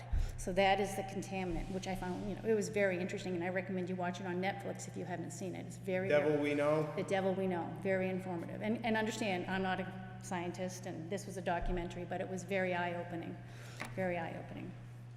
Secondly, I'd like to say that I was at the festivities over the weekend for the Beer Fest and the bonfire and the fireworks, and I want to commend all of those who were involved in that. I know it took very few volunteers and an awful lot of work to do it, and it wasn't necessarily sponsored by the town. It was the volunteer fire department, but you guys helped, and I think it's very important in this day and age where we have so much polarization in our society. We're on opposite sides of the spectrum on politics and economics and ideology and all these other things. It was so nice to see so many people out for a common cause, and people reminisced about their childhood and just what a great sense of community it brought. And yes, it was a huge undertaking, and it was a first go at it. I think, since the mid-'80s, it sounds like, from what I can tell.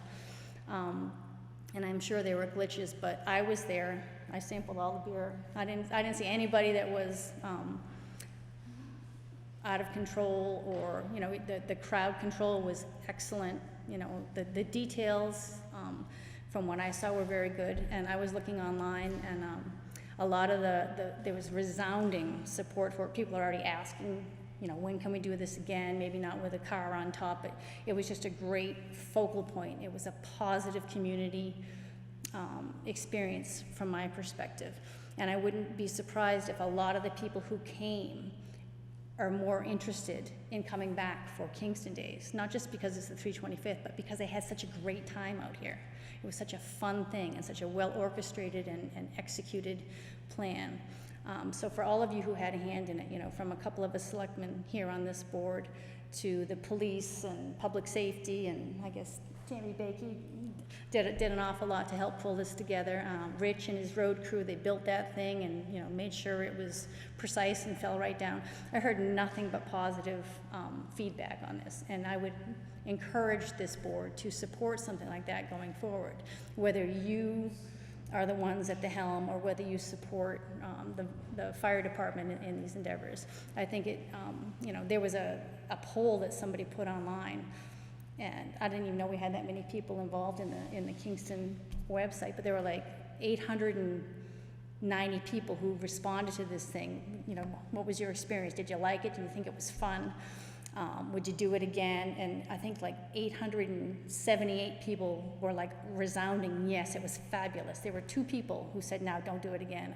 And for giggles, I looked at them. One was from Rumford, Maine, and another one had a profile that was so locked down and didn't have any friends, I didn't even know if it was a real person. So my feedback to you guys as the governing body of our town is that people loved it. It was a great sense of community in this day and age when we've got so much BS and people at each other's backs. It was nice to see everybody come together as a sense of community, and thank you to everybody who was involved. Thank you for that.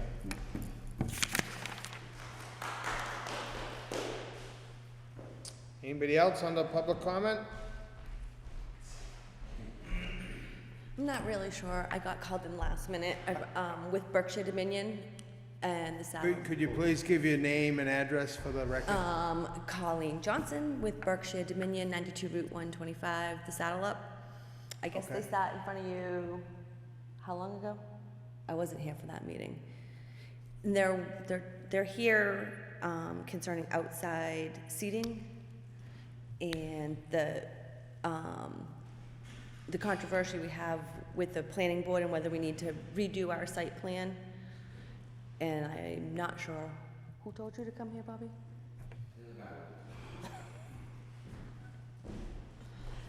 Do me a favor, can you sit over there with that microphone and just, I'm having a problem You don't like my voice? hearing you. Half deaf, but. All right. If you can pull the mic up close to you, that'd be great.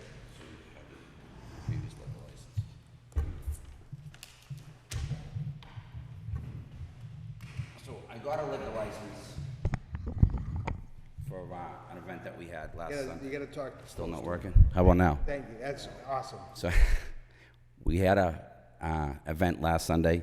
Yep, Went over no problems at all, as far as I know. From what I heard, I just talked to the fire chief. He said he had no problems at all. Chief, was there any problems that you know of? No. Okay, so I'm here just to get my final outside liquor signed off, which from my previous site plan that says previous use is already approved. It was 2010. So we requested a letter from the town and we haven't. you're gonna have to pull your mic next to you.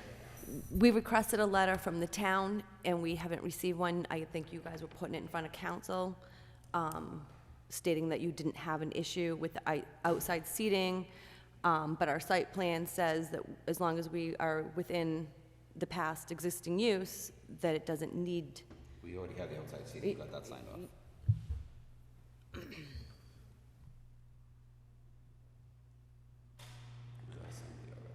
So we got the assembly, so, Yeah, the fire chief signed off. so what are we looking for now? Then The there's letter the for liquor fellas, outside. the liquor. Yeah. Sorry, I was called in last minute. Oh, this is Rick's. That's just to show previous use. Okay.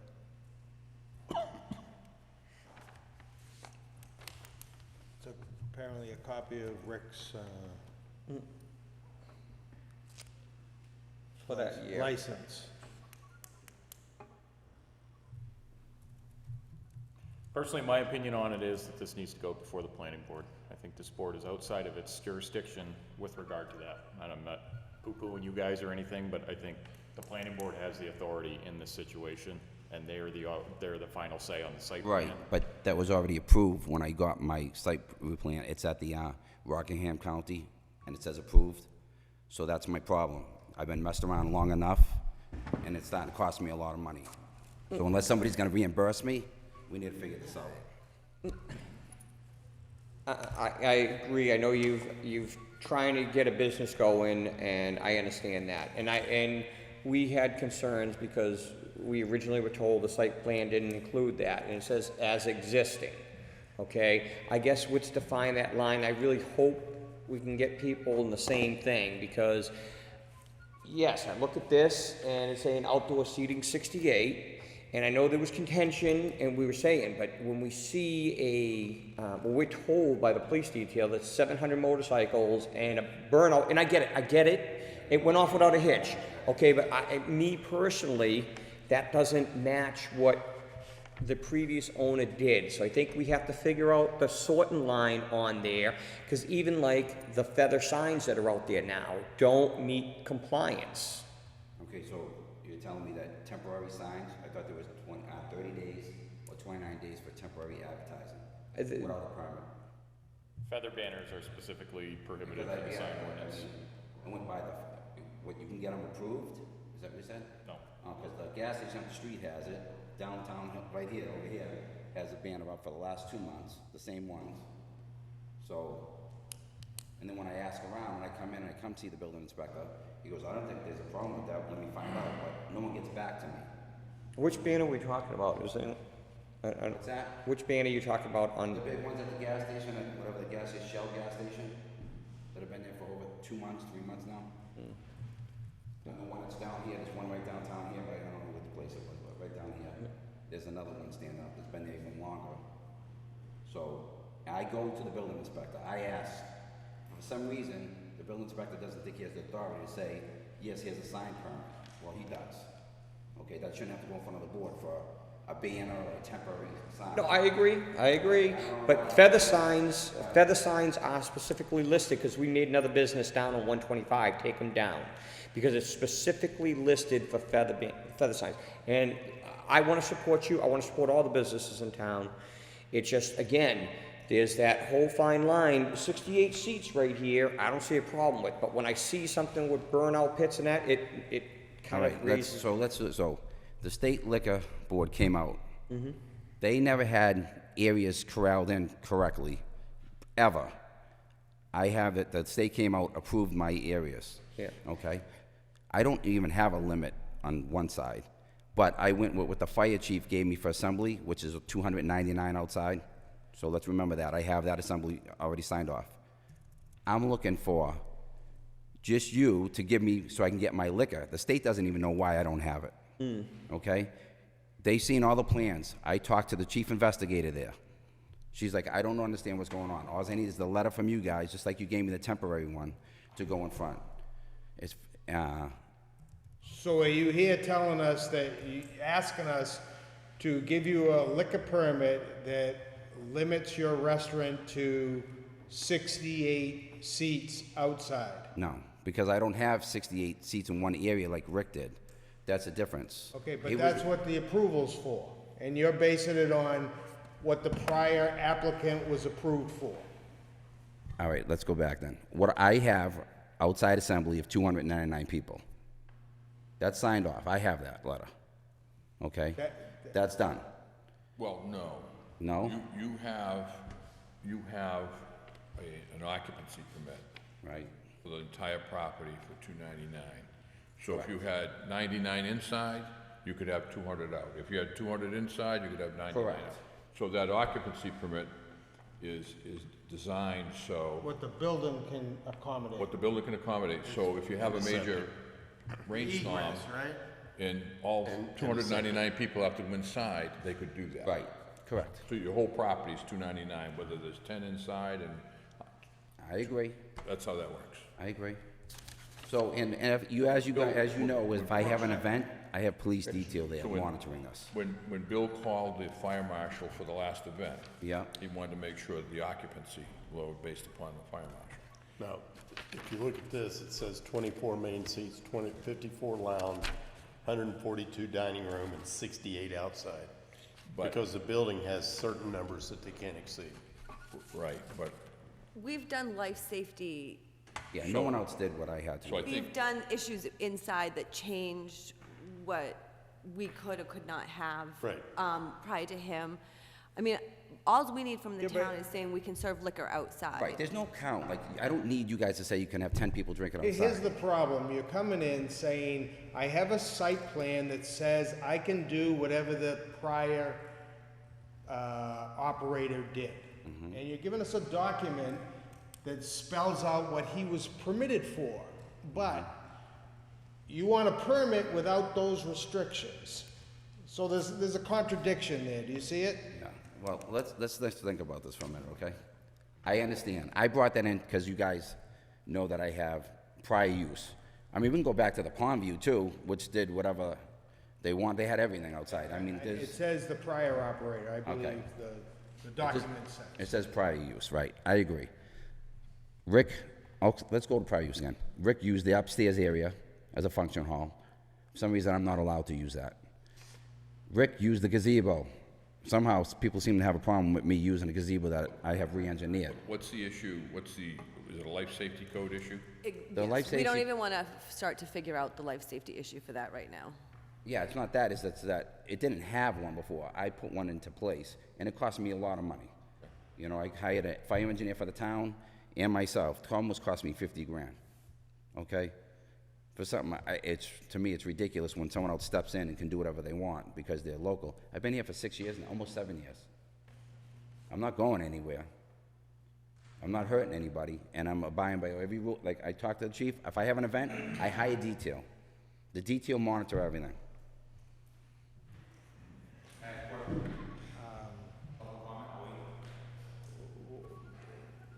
Do you wanna take that comment now, or do you wanna finish up with? So I think,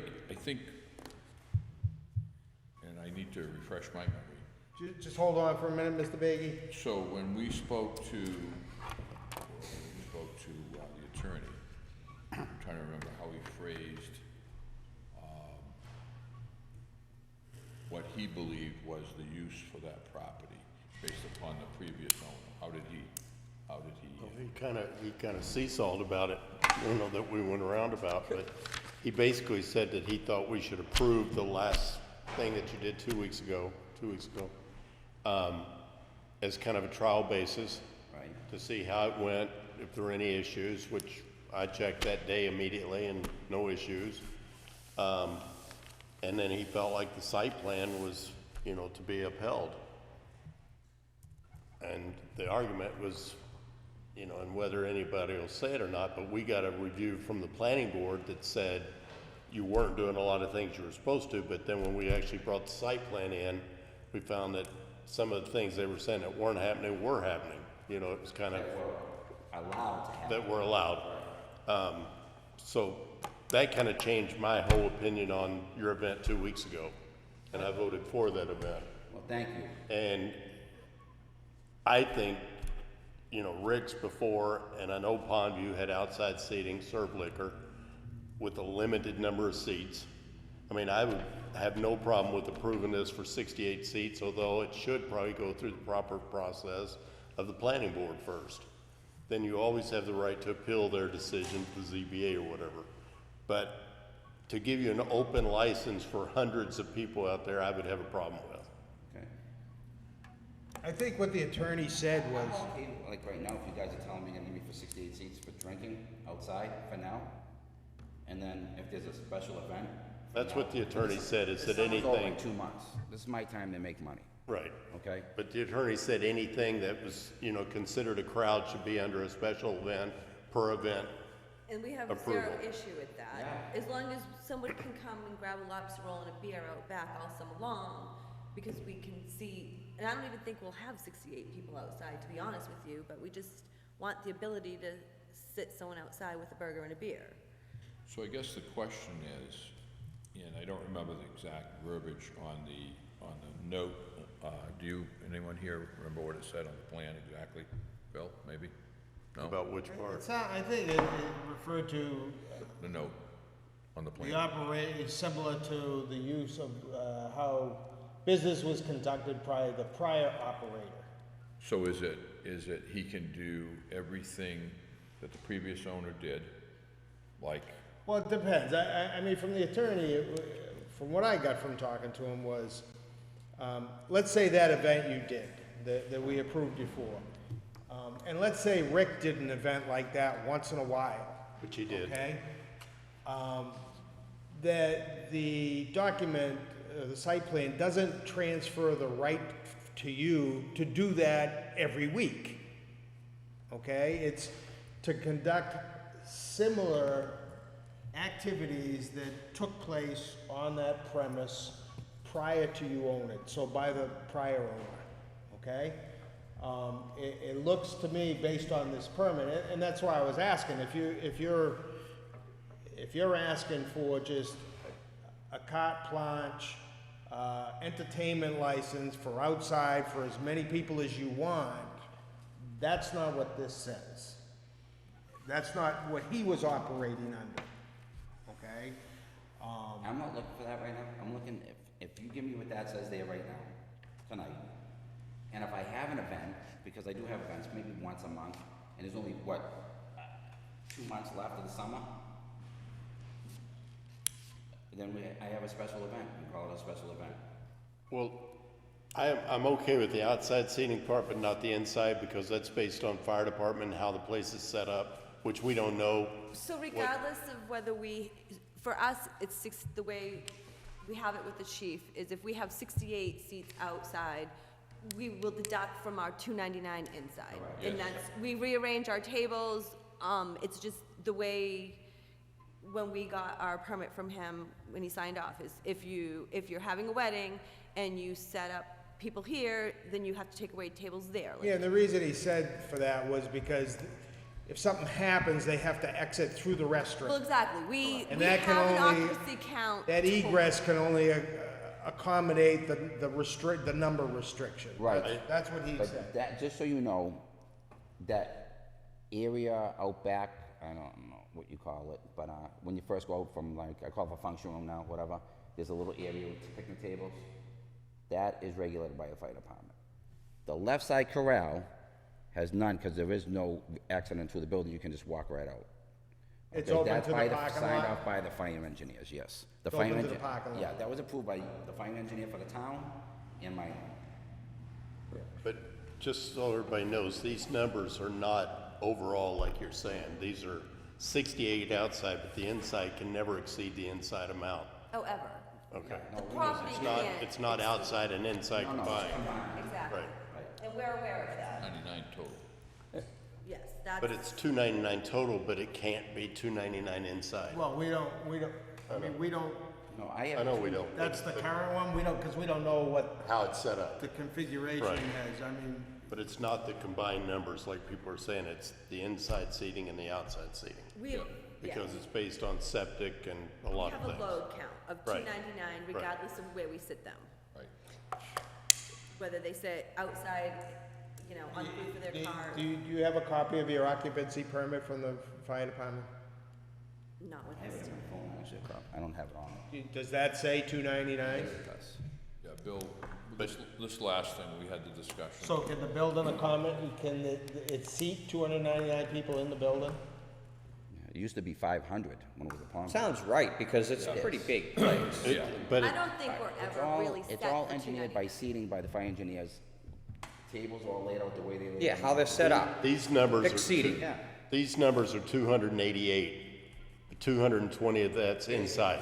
Right, the way they did it. And this is based on, occupancy is based on configuration. If you have this room and fill it full of banquet tables, the occupancy goes way down. Right, but we have special Because layouts, how of to set up the room. being able to get in and out. I have, from the fire engineers, they laid out the rooms, certain numbers, so that everything meets occupancy. So I have all seating plans, 2 different designs, everything signed off. Yeah, it's combined inside and outside, so totally you can have on the property. Right, but you can't, well, never mind. I don't think we could do anything without at least consulting Bill, but I guess my question would be, I agree, it says to operate as it was, and I would ask you as the owner or the manager, you had a vision about what you want to do outside.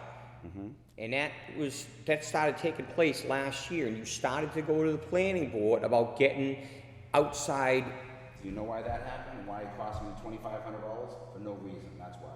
Because everyone didn't believe and agree, and some reason they didn't see the correct plans that were recorded. That's what caused me all my problems. I shouldn't have had any of these problems, right from the beginning. I went in front, I got approved, and that should have been the end of it. Charlie agreed with me, but he said, Bob, they keep making me do this, I'm gonna do it. I'm like, just do whatever makes him happy. But I should have never had to do this. Charlie will come here and tell you the same thing. Well, I guess what I was asking you right now, were you just looking for special events to have 3 things or 4 things a year? Were you looking to do something, always have an outside seating or an outside site plan? There's a difference in it. I need to have drinking for people to eat, the 68 seats, that's In the fine. summer months, we would like to be able to sit people outside on a picnic table. And then. But Rick's didn't have people out there. He had a couple special events. He had a pig roast. He had, you know. This year we only had one thing. What? We only had one event this year. No, I know that. I'm saying Rick didn't constantly have people out there doing anything. What is it? He just had a couple of special events.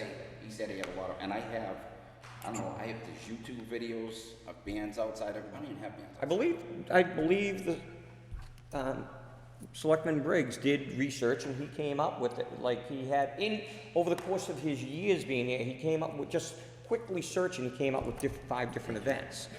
I guess again, my question to you would be, are you looking to just have a couple of special events which would meet the criteria of that, or are you looking to constantly have something outside? I mean, what's the summertime? 4 months? So we're not talking a lot of events. And they're all fundraisers. We raised $25,000 for breast cancer and wounded vets on that Sunday. $25,000. Well, I'll tell you right now, I wouldn't personally, that's great that you're doing a fundraiser, but to me, it's either allowed or it ain't allowed. It doesn't make any difference whether it's a fundraiser. I agree, but as far as everything I see, my lawyers see, it's always been allowed since I've been approved. And for some reason, I've been put through the ringer, and it's kind of getting old, all right? That's all I'm saying. You gotta show me that, you know, where it says that I'm wrong, and then I'll agree with you. I guess, again, I don't know what the distinction is between special events or constant throughout the summer. I don't know if I would offer this, if the next selectmen's meeting, we invite the planning board to have a conversation with you and us together and see if we can mediate together, but, you know, they're a separate board, and I'd be curious what my other selectman here, I'm sure is chomping, you know, but I'd like to hear what he has to say, or even the other member of the public. Can I take Mr. Bakey now? I would. Is that okay? Can you go over there, I'll go Peter? wherever you are. Just so I can hear you. Okay. He talks loud. Peter Bakey, Kingston, Hampshire. Thank you. I guess I'm here tonight, the whole reason I'm here is I'm looking for a little transparency. I understand the applicant, we have seen, as the board, numerous times, and there seems to be a communication breakdown. I can tell you that I've never heard that 68 number. Never. But I have heard, and I've seen on paper, where he was supposedly allowed to do what was previously approved. He's been trying to get this restaurant going for a bunch of years. He came before the board. They passed it to allow him to have outside seating, what was previously approved. He's saying that he would stay within that number. If he wants to do a special event that may bring more people, he's going to have to come for that permit for the town, whether it's the chief of police or the board of selectmen. They can be either approved or denied. I believe that if he wants to have this large figure that he's talking about outside, he would have to come before the board, or the board, to have that number increased. But what he has shown is the previous, I'm sorry. Before what, when The you say planning board, the planning board, I'm saying the planning board. And yes, I am a member of the planning board, but again, as a board member, I think there's a communication breakdown that we've had. Because some of the information that I'm getting tonight, I'm going on 5 years now on the board, we've never had that information. So I just think that if the applicant is requesting to continue, as Rick's did, and when we're trying to hold him to a number of special events, I don't think there's anything on that plan that was signed that dictated how many special events he could have. But I would agree that he'd have to come before the board to get a permit for that special event. Well, I think the verbiage kind of dictates that based on the prior use. Correct. If he deviates from that, then yeah, I would say it probably would be planning board approval. If you... I signed the plan, so. Yeah, no, if you deviate from what the prior Right, operator right. did. I agree. Correct, and that's where that 60... In this case here, we gave a special permit to, see how it went. Like I say, I have no problem with the 68 people, and anytime you're gonna go above that, we get into a special use I mean, I'll go issue. back in front of the board, but you know that takes time. That isn't like meeting with you guys. I mean, If he's looking to deviate from that initial plan, I would definitely say he's gonna go back before the board. But that plan of 68, it's already been approved. I mean, I think people went into a panic when they saw burnout pit, when they saw. But I have to admit, something from a board member perspective, we have asked him to do multiple things. He's done them all.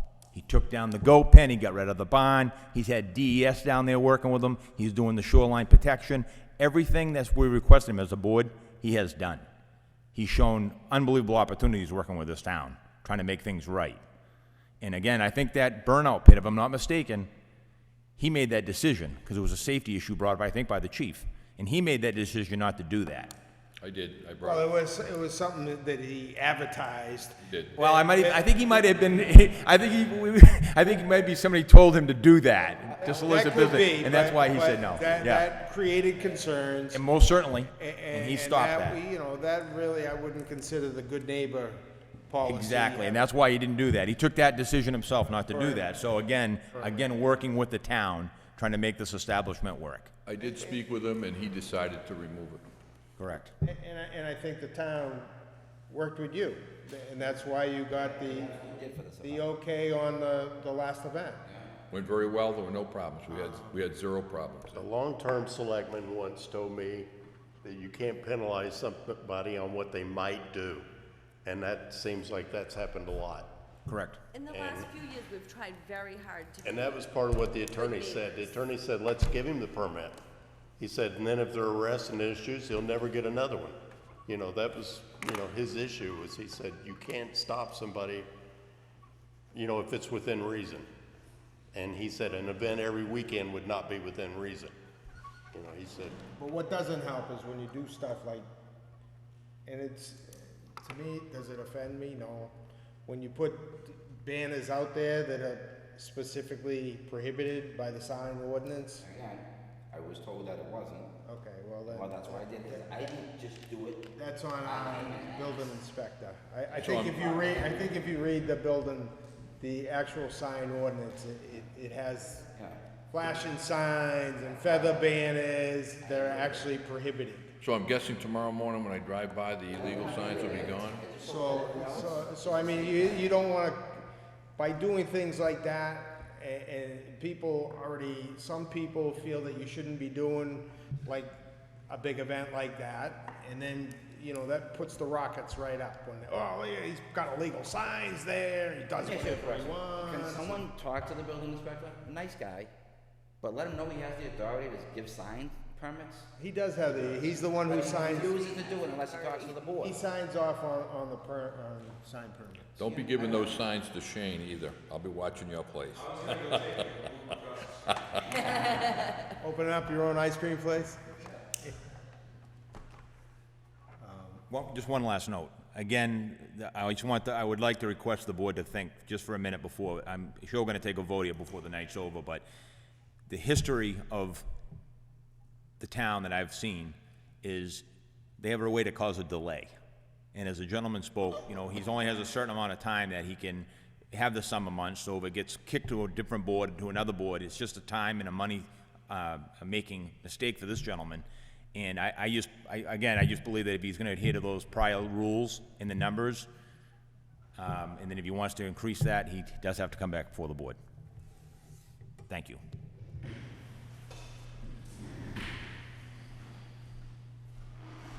Okay, so I guess the request is, he's looking for a letter from the town to the commission, to the liquor commission for permission for the same accommodations that the prior operator had. 68 seats. Unless there's a special event. Well, that's a different, I mean, we're gonna have that, I mean, that's, you know, Mr. Bakey, as a member of the planning board, is saying that maybe that should fall under the purview of the review of the planning board, those things that are outside of the parameters of what the prior operator had. Isn't that what you just said? And I mean, we addressed it the last time through that special permit thing, but that's typically not how that works. Those special permits are typically for, like we had a medieval thing that wasn't a regular business, okay? Regular businesses get their approvals from the planning board. Somebody like, we had a WTF party, a couple of them, put on by a resident, and that was like a large gathering, and it was like, okay, that's gonna require a special permit. The medieval fair, which isn't really a business, but he had it like once or twice, or 1 or 2 weeks a year, that was granted a special permit. But typically that doesn't happen with businesses. Businesses usually come to the planning board and tell them what they want to do, and then the planning board gives them permanent approval. Well, there we go. That's how it usually works. But don't I already have that? It's recorded. Well, you don't. It doesn't say, it's not limited what he does, did for us, events. Yeah, it is limited to 68 outside. Do we have a copy of that plan at the meeting tonight, of what was approved? We didn't know he was coming in. Well, basically what it says is what the prior operator did. But nobody has a copy of that in front of them right now. And we're sitting here having a conversation about what someone might or might remember. Again, I think this is a planning board issue. It was pretty clear that he could do whatever the prior operator did. It has gone to the lawyer already, your lawyer, not mine. I have the minutes from the last meeting that they were at, if that might be beneficial. Well, we didn't have I don't think we had the Plan. the plan at that time. Planning board meeting where they withdrew their application. I'd want to see the I don't know if plan. that helped or not, I just wanted to. Yeah, I think we're all set with If- that. Thank you, Adam. Ultimately, I think this does rest with the planning board, that if the planning board denies it, had you gone through if the planning board denies it, then your appeal is the ZBA. I think we're short-circuiting the system. Well, I don't. Mrs. Bakey. Everybody on the board, we're obviously exceeding the 3 minutes per person. In our guidelines, is everybody I comfortable? make a with motion, that? we give her 2 minutes and 59 seconds. I won't need that long. My name is Tammy Bakey. I'm a member of the ZBA and the town clerk tax collector. And at the last ZBA meeting, we had Camp Lincoln there. And they want Camp Lincoln, and they want to have overnight accommodations. And the secretary to the planning board told them that while they were going through this process, that they could get a special event approval from the Board of Selectmen. So let the guy have his 69 or 68 or 62 people there to have a burger and a beer, and then he wants to come every once in a great while he's waiting for the planning board to take their sweet time to give him a permanent application, he can get special approval from you guys. I think that's what we said. Okay, so vote.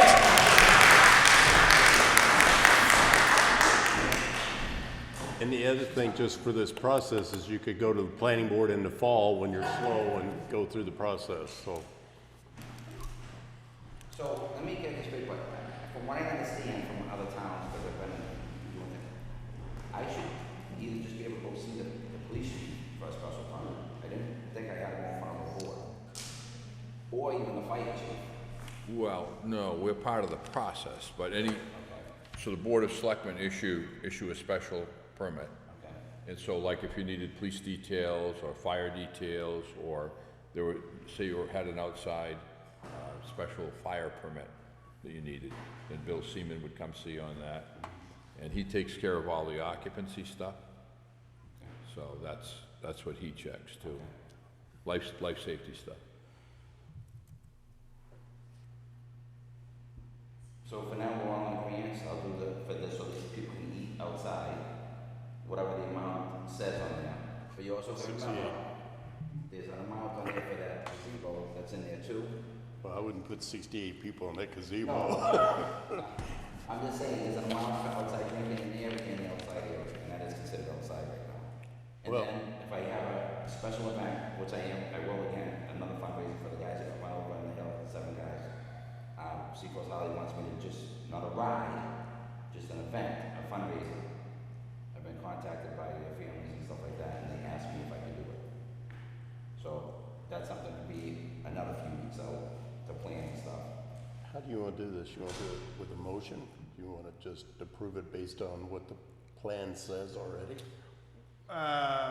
Well, what he's requesting is a letter to the liquor commission. Right. On what the town, would authorize for that location. So we're going to say up to 68 people at this Let me ask you point? another question. What if we leave it up to the liquor board to tell me how many people I can have outside drinking? I don't think they will. They'll leave it up to the fire department. The fire department, no, they aren't. I was on the phone with them. Okay, It's like, but what you're asking is, you're asking, your underlying authority is that site plan that says you can do what the prior operator did. If you wanna deviate from that at all, okay, I get that. you need to go to the planning board. Okay. Okay? I mean, there's been discussions about a special permit and whether or not we can grant them whatever we want to existing businesses without review by the planning board. I don't know that that is the case. I think if a business wants to do an activity Routine. on a regular basis, that falls under their purview. All those other times that I can think of that we gave those special permits, it typically wasn't an ongoing business, if I remember right. I could be mistaken. No, I think but- you're right. But I think, So when Rick did him, you That- guys think your permits to his business? The one I don't, He did very few events. no, I don't ever remember signing a special permit for, And he said he did quite a few, I got pictures of, like, he did pig roast, he had bands outside, he did fire, he did all kinds of different things. yeah, I don't remember issuing any Yeah, I don't special. either. The only one, really, the ones is the WTF and the medieval man, the medieval thing. I can't remember. And the recent, the Bakey Farm. Bakey Farm was a special one. The Bacon But Farm. I guess what I would I say. have no problem going back in front of the planning board to get this all approved all the way, whatever way you guys are talking for the full amount. But I do agree that they have approved you to do what the prior operator did. Okay. I mean, not everybody on the board feels that way about it, but So back to my question, you want this in a motion, or are you just going to sign it based on previous? Well, it's what Approved plan. the attorney agreed with that too. Yeah, what's that? The attorney agreed the with that. attorney agreed with that. But if you want it in a motion, I'll put it in a motion. So, again, I want you to go away with the understanding that, I'll put that in a motion. because he, you know, let's say he had a band a couple times over the summer, okay? Do I think that that's permitted? Yeah. Do I think that means you can have a band every night or every weekend? No, but and I'm just trying to give you an example about, he might have done certain things on a very limited basis, and that approval doesn't give you the authority to do those on a regular basis. You see what I'm saying? I mean, that's what the legal opinion was. Correct. And the reason you need to go to the planning board is they will put some limits on those events, like hours, because you have neighbors that they don't want to hear a band till midnight, you know, that type of stuff. And they'll probably look at, you know, parking on, because you can't, you know, on how much the place can accommodate for parking, on all those things. We have no issue with that again. No, I'm not saying there was. I'm No, just they saying. had nothing parked on How it. many did you have attend? I'm not exactly sure how many it was, to be honest with you. Because, I mean, the word was 700. I wasn't close. We're planning on going, I was just curious if A you. lot of people that even went on a ride drove right by it. Yep. You know, they just came on a ride because they donated Yeah, money sure. and stuff like that. It wasn't, I don't think I ever exceeded what I was supposed to do at all. 300. No, that's it. Yeah, I've been on units. Okay. So it wasn't a problem parking the vehicles on your property? He would have slapped me if I did that from by. So, So I I would would've say. spoken to you. I mean, to make it official, I would say we probably wanna go in the form of a motion. all right, I'll make a motion that we approve the outside seating for 68. Excuse me, before you get away, look at the floating gazebo, which is part of the other side. So we don't intend to serve people in the gazebo? No, But that's how many people we would like to be able to have outside. Wouldn't mention It says right there, doesn't it? lounge seats, main dining, additional dining, outside seats. No, he's talking about main seats, lounge seats. Yeah, That's it, Additional right? dining room seats, Yeah, outside this seats, is all doesn't inside. say anything about a gazebo. nothing on the gazebo. It's on the other piece of paper, okay? I mean, they are. You want me to stop my motion? No, please go. So a motion for 68 people outside, that we will send a letter to the Liquor Commission approving that. Anything in excess of that, we rely on a special permit until you have planning board approval, which I assume you'll do this fall when it's slow, and to adhere to the previous signed site plan. Signed ordinances. Sign, Signed ordinances. no, the site plan Oh, the site plan. that we've signed. Is that how I want to say that? You okay with that? Sure. Second? Okay. We got a motion and a second. Discussion? I'm sympathetic to the business owner, and I would like to approve him for the previous, exactly what the other owner had. With that being said, we so recently set up policies and procedures for the select board, and public comment is to be limited for public comment, a 3-minute comment, okay? The gentleman, you had every opportunity up until, I want to say, Friday at noon time to get on the selectmen's agenda so I could have information in front of me as far as the site plan that's currently there and everything else. And we didn't even follow our own policies and procedures. I think I did reference if everybody, that we did. were exceeding the 3 minutes. Did anybody have an issue with that? No, I don't have a problem. I'm saying now, to have this discussion, to take a vote, I would like to have some information in front of me, not, you know, I trust the veracity of that copy, but I just like to see what, as he said, what was on the Mylar and everything else, and I don't think it's proper. The purpose of public comment is to bring something informational. If you knew you wanted to talk about this, you should have got on our agenda. So your lawyer tells you that it's okay, and he's the lawyer. He said it was okay for Hey, your... Mark, are we having open comment, or is it the board discussion at this time? I'm just curious. We're discussing the motion. The board is discussing the motion.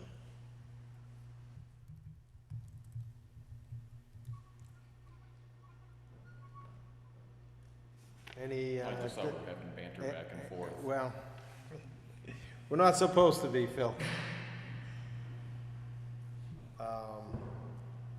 Discussion on the motion? Anything? For me. What's that? None for me. Well, would you like to share your opinion? I already have. not on the specific motion. I feel this is beyond this board's authority. Okay.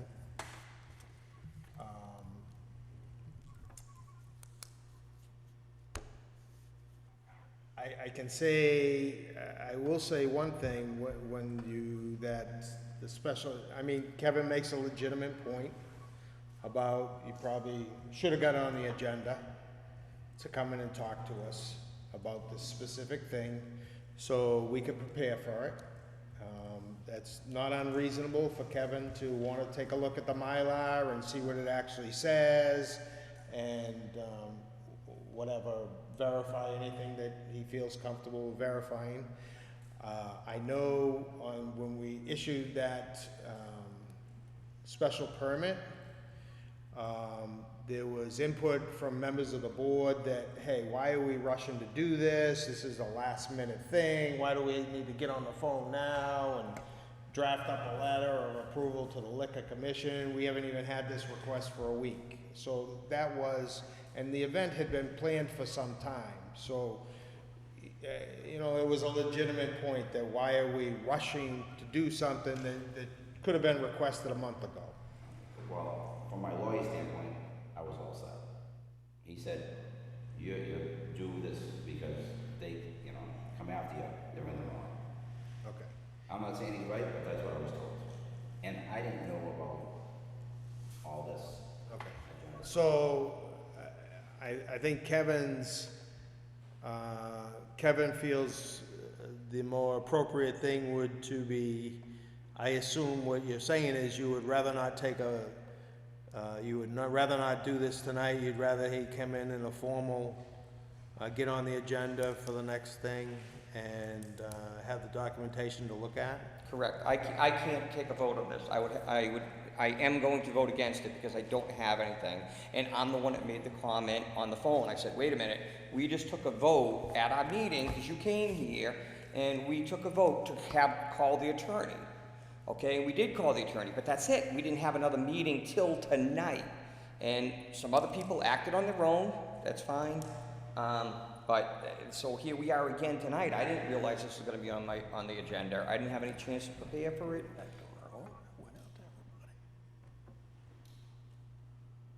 I didn't catch that. Nothing. Something we want to share with the board? No. No, okay. Well, I didn't hear what Kevin said. I said, all we had was a meeting last week, our last meeting when Mark wasn't at. And we said, because we had the request for it, and we said, let's call the attorney. And we didn't have another meeting till tonight, so we really couldn't act till tonight. Well, you said some acted alone or something? I'm saying we didn't have another meeting from then till now. Well, I think what he's referencing, we issued the permit outside the parameters of a formal meeting. Correct. For the alcohol? Yeah, for the event, because this meeting was taking place after the event was scheduled. And that was kind of last minute. Okay, anybody want to express their opinion about Kevin's concerns? You want me to call for a vote? I'd say call for a vote. Okay. All those in favor of sending a letter to the Liquor Commission, granting the same approval that the prior operator had with the commission, which adheres to the note on the approved recorded site plan, signify by saying aye. Aye. Aye. All those opposed? Opposed. Abstentions? Passes 3-2. Thank you. Susan, can you draft a letter to the commission for us? Might want to give her that. Here, you want this back? No, give it to, I'll give it to Susan. because she has to base that letter based upon that permit. Thank you very much. Thank you. Take the signs down, please. I will take them myself if they're not gone when I go by. Thank you.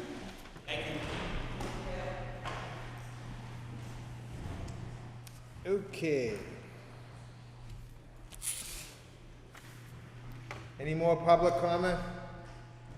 Can I say one more thing real quick? Gonna have to come up to the microphone.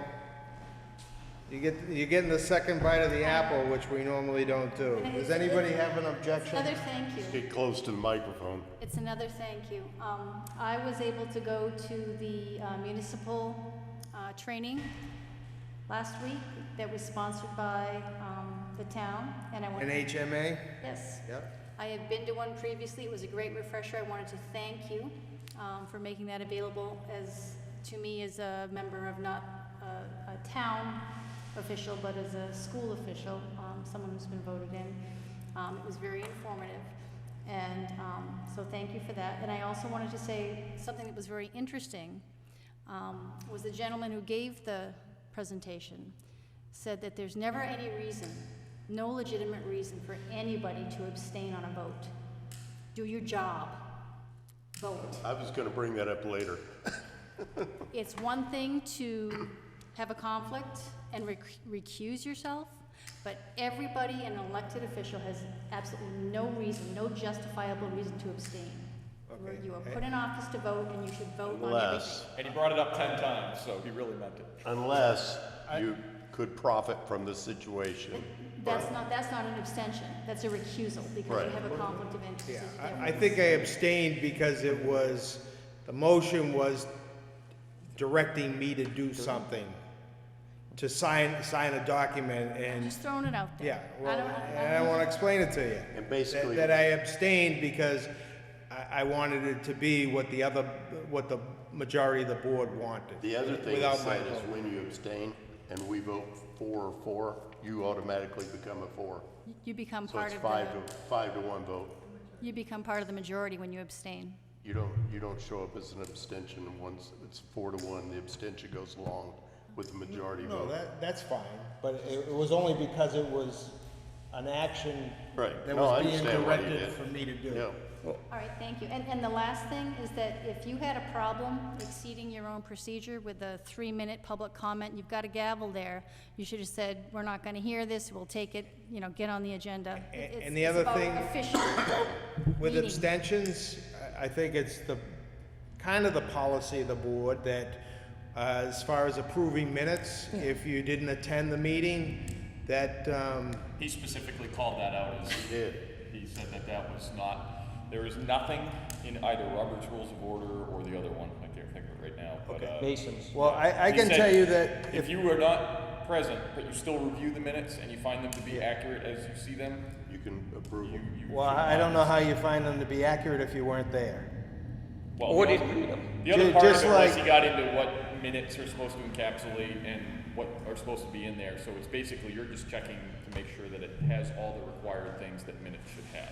But Okay, I guess when I review minutes, it's, they didn't typically. agree with the guy. I'm just Typically, saying that's what he said. typically I minutes agree with you, that yeah, I but you was know if there something's right or and not if you minutes that weren't I there. have read, but if I haven't had the opportunity to read them, I typically abstain, because I'm not recommending minutes that I haven't read. Right. And the other point was, he said that if you're an elected member of a body, it is your duty, whether you're a volunteer or paid or whatever, to do your due diligence and to review this kind of stuff before you come to a meeting, so you're not sitting there shuffling through papers at the meeting and being distracted and not appearing to listen to other members of the body and in the gallery.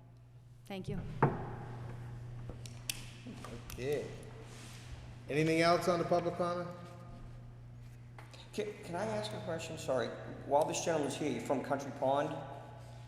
That is not why I'm staying for the rest of the meeting. I know, but before we go too far, PFOAs, what is the opinion of Country Pond with this thing? If I'm asking you, I know the meeting's going long, but while you're here, I haven't had a chance to talk to anyone from Country Pond.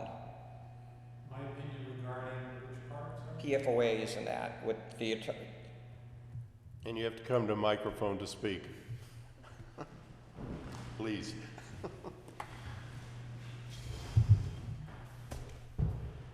Or should I say your lake association's opinion? All right, my name is Greg Senko. I'm the president of the Country Pond Lake Association, and I came here tonight to hear the comments by Jim Brown regarding the PFA's testing that was recently performed.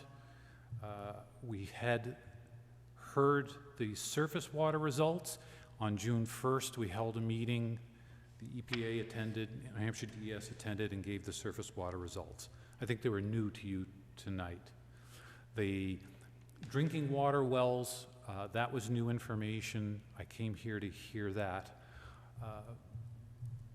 And also to hear what he had to say regarding the changing of drinking water standards in the state. That's also new information.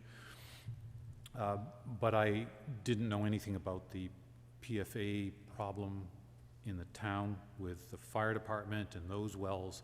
That's not anything that I had an opinion on, and I wasn't here to hear that portion of the meeting. Okay. So is there anything else you wanted me to comment on? No? Thank That's you. it? Okay. Thank you. Okay, new business. Warrant for unlicensed dogs, authorization to charge $25.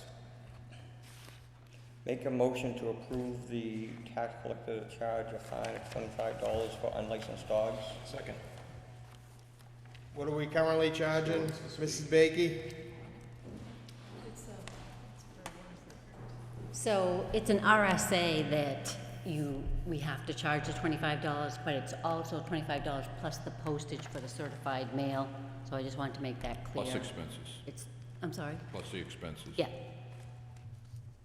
I amend my motion to 25 plus expenses. Second.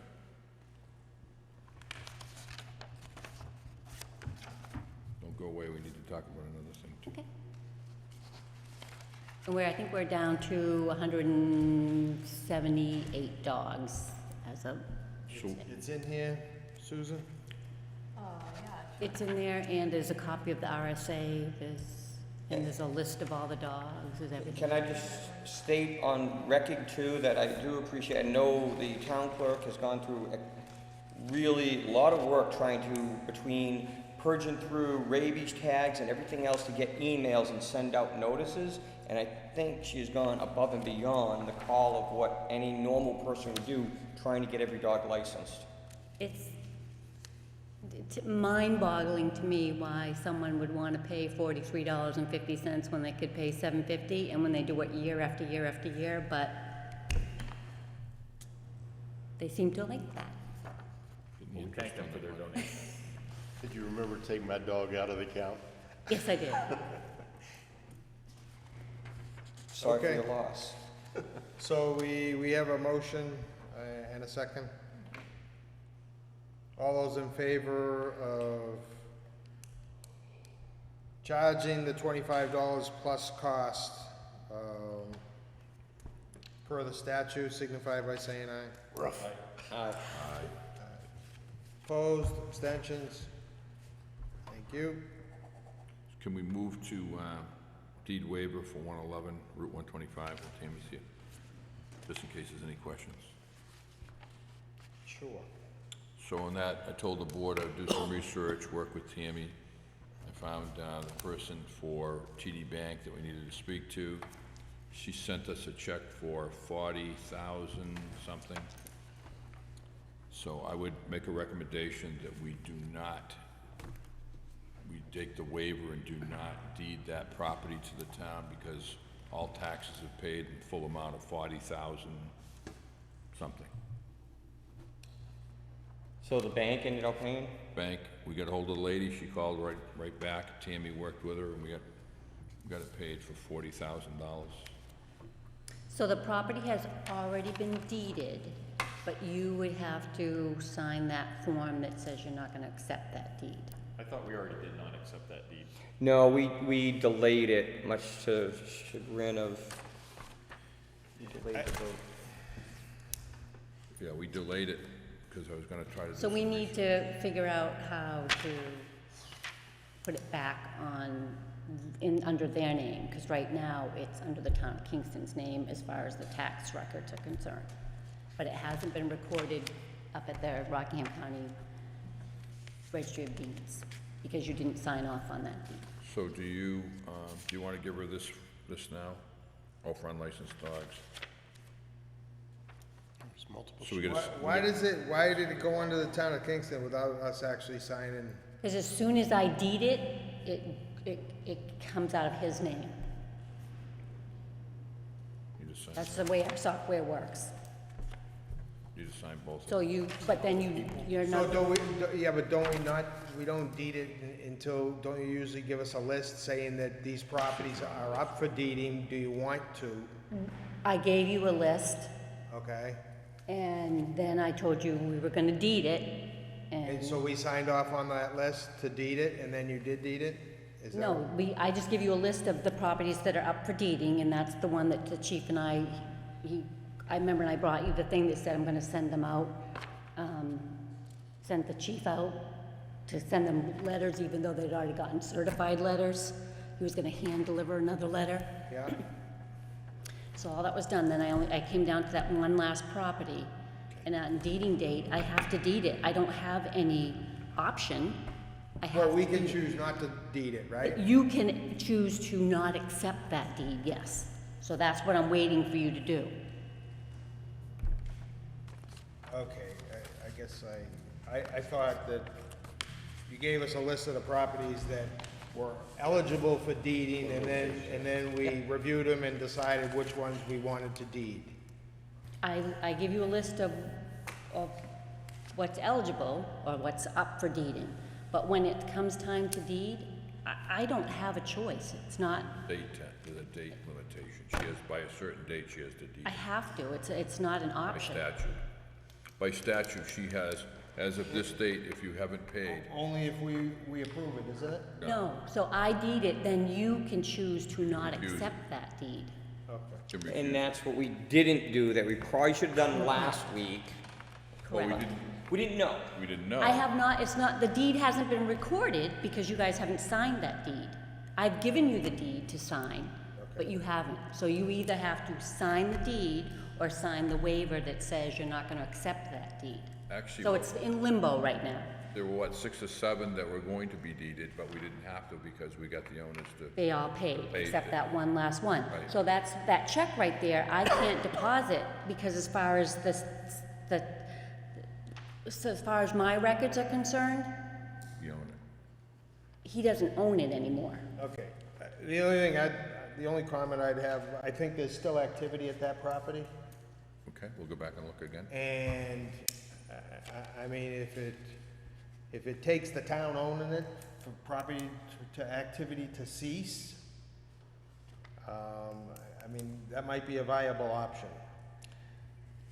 I think the question is, It's do we been an want it? ongoing problem. No, that's the problem, is does the town want to take on the liability of that property?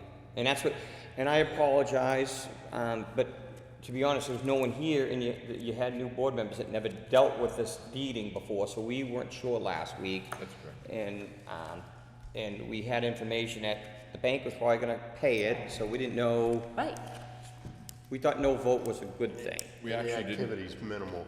I mean, it's not like they're. we didn't have to take any property this year, Correct. so far. We were able to contact all the owners or relatives. They came forward, paid it all. We made a zillion phone calls. and- Today was the deadline for taxes to be paid, and I think we have 500,000 outstanding. I might say a lot of knocking on the door by the selectmen at the end of the table there, Briggs. Doing my due diligence. Appreciate that. Okay, so did we get a motion? I would make a motion to not accept the deed. I second it.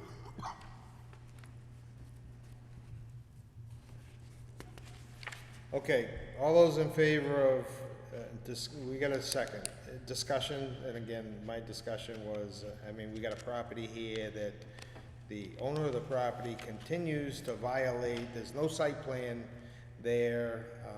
So It's been an enforcement problem that he doesn't adhere to, he's been noticed a number of times. So we should serve we should serve, my opinion is we should serve the, if there's a tenant there, let's serve him as well. Can we copy the bank? No, the Didn't we bank- already give a cease and desist to both of them? To the and owner, occupant? to the owner, yeah, the owner got one. And I would say they're not complying with any plans for site plans, so I would think our enforcement authority is equal whether we own the property or don't own the property. And I would assume if the bank is paying it, they're gonna be foreclosed and put the padlock themselves. But I think our authority is still the same whether we own it or not with a cease and desist. Yeah, well, I think We can't collect money from ourselves if we decide to. Well, I think you That's got, true. if you own the property, I think you certainly have more authority than if you don't own the property. I think There you'd are have a to, lot of environmental concerns with that Yeah. property that we do not want to be party to. I agree with you, Phil, on that one, definitely. So I would suggest, I'll do a visit tomorrow. If he's there again, then I suggest we serve him. Okay. And the owner as well. Any more discussion? All those in favor of not deeding the property located at 111 Route 125, tax map R19, Lot 2, owned by 111 Main LLC, signify by saying aye. aye. Opposed? Aye. Abstentions? Passes.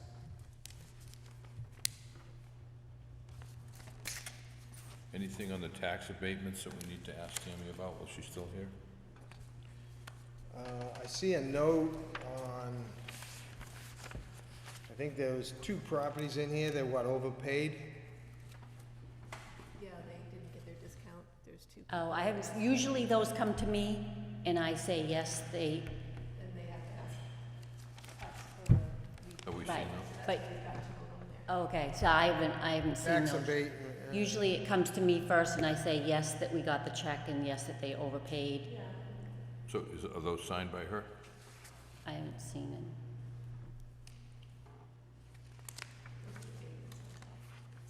it. Yeah, I think there was 2 properties.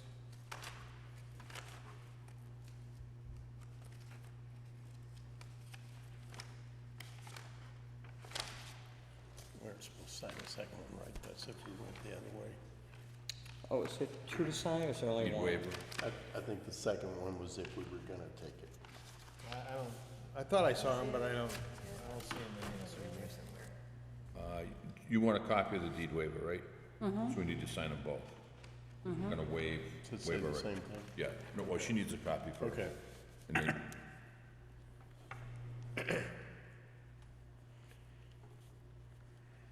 We got a tax abatement request for a Kevin Joyce. We got a recommendation from our assessor. 3 copies. 2 of those you already Is that what approved, it's there saying? was a copy at the last meeting, this is the 3rd one that's in here, so there's 2 places to sign. They're already, Yeah, the ones, just didn't have the cover sheet. right, the This one one with the says, oh, they all. tax part on top, that's just the second piece you already approved. Okay. The 3rd one you need to look at first.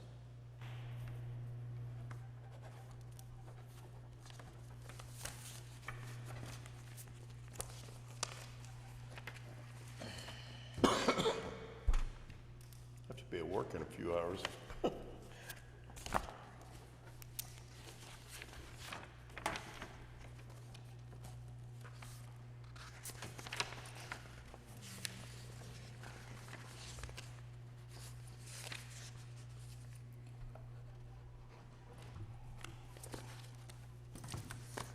There's 2 more pages on that one to sign.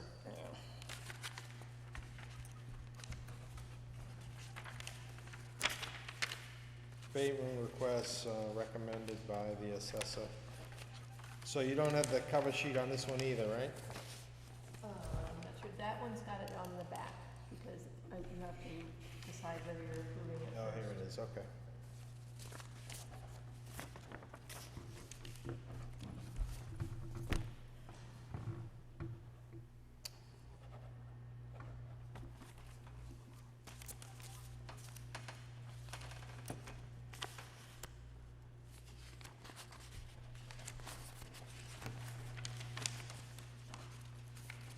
Okay, this was, I think you you called me on this, Phil. Digging a pond on smallpox. Yes.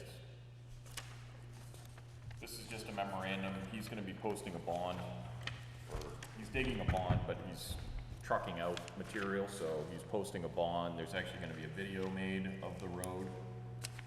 So if there's any damage to the road, he will be responsible for that, but because it involved highway and the police and everything else, the planning board felt that there should be a memorandum that had the select board. Did everybody get the opportunity to look at it? We had this last time, right? I did send a copy to everyone, the final Do you want me to read it, or what's your pleasure? Are you done with me? I didn't find those, I'm sorry, Tammy. Yeah, I didn't see those in here, Susan. Check out that, oh, maybe this is it here.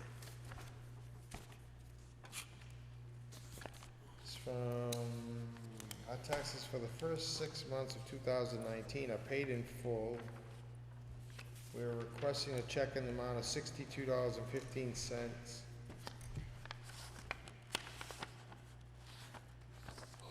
Check came in the payment of your property taxes. After applying the discount, you have a credit of $62. Oh, one of them's Have Lynn to Gaithy. request a refund from the Board of Selectmen.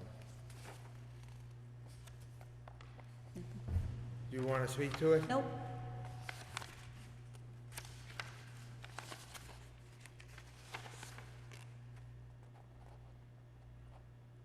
Geez, that look's making me really want you to speak to it now.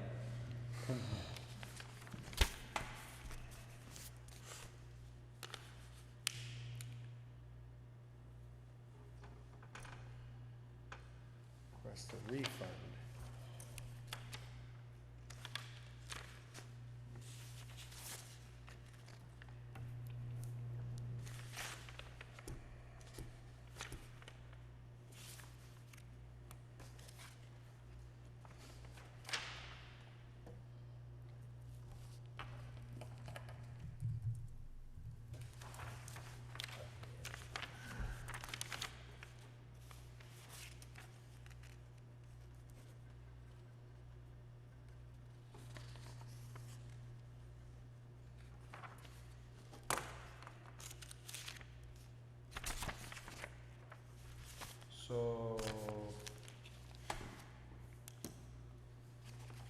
So can you briefly tell us what happened?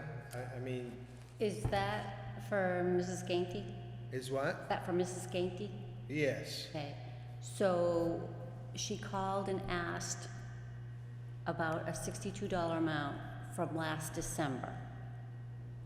We have an issue with the software that if you view the taxes online for one payment, that, you know, we upload a big file from CoreLogic. Yeah. And when we did that last December, for some reason, and they had Avatar and Interware can't figure out why, when you view it, it looks like the full amount was not paid because it's the discounted amount. We are one of 2 towns in New Hampshire that offer a discount. So we have an issue with that one payment. They're working on it. I talked to her and I said, you do not owe that $62. It's just on that one viewing option that you can see that it looks like she owes $62. You do not owe it. This is the amount you owe. She paid that amount plus the $62. And then she paid another $5, so. So you're trying to make it right anyways? I have not seen that request, so what I would appreciate if you guys are gonna approve it, just with the caveat that I could make sure that I agree with that exact amount. Well, it was, the check came in for the payment of your taxes. After applying the discount, you have a credit of $62.15. You have to request a refund from the Board of Selectmen. So then she sent it to Susan. Right, but then she sent another $5 and something cents. I would make a motion that the tax collector refund the person the proper amount. I can't refund any monies. Yeah, we gotta. Right, that the selectmen assistant working with the tax clerk gets the correct amount and the selectmen refund that proper amount. Just kick the paperwork back to her, let her come back. That, truthfully, that was just an email between Lynn and I didn't, Okay. So why what don't we just normally kick the- happens is, someone gives me a piece of paper. How about if we vote at next meeting, the town, Well, why don't we just do it now? Because she wants to review it. Want to look at it before we refund it, or? Just make sure that, because She wants to review it. if not, we're before going to we come do it. back here for the $5. So, Okay. Make a motion, we send it back, let her review it to make sure it's correct. Okay. I don't think we need a motion for that. don't need a do we? motion, just, Okay, These are all the signed ones. that was it. We'll get it back to you. okay, am I done? Thank you. you could always Thank you stay. very much. I'm sorry? You could always stay. It's been a long day. Thank you, gentlemen. Have a good night, Mrs. Bacon. Thanks. Okay, how do you want to proceed on, is everybody aware of this memorandum of agreement between the town of Kingston and Daniel Parks? Do you want me to read it? Is everybody familiar with it? Do you want to sign it? We had that in front of you, I think, last time. I think Phil briefed us on that. Yeah, because we were waiting on, I thought it was the planning board or what, We wanted planning board. to and sign the first. owner to I sign think first. Phil, didn't you brief us on that, Yes. Phil, last time? Okay, we have a document signed by Mr. Parks and Mr. Koppelman. Do you want me to read it, or? I think we read it last time. Yeah. Everybody was on board, no one else had signed it yet, so Okay, we're waiting well, how for about a all the motion? parties. I'll make a motion to, is it just you or is all? Yeah. I make a motion to authorize the chair of selectmen to sign the memorandum of understanding between Mr. Parks, the planning board, and the town. Second. All those in favor? Aye. Opposed? Abstention? And I believe, Mark, the reason we didn't vote is we figured we should be the last signature, not the first signature. Right. Okay.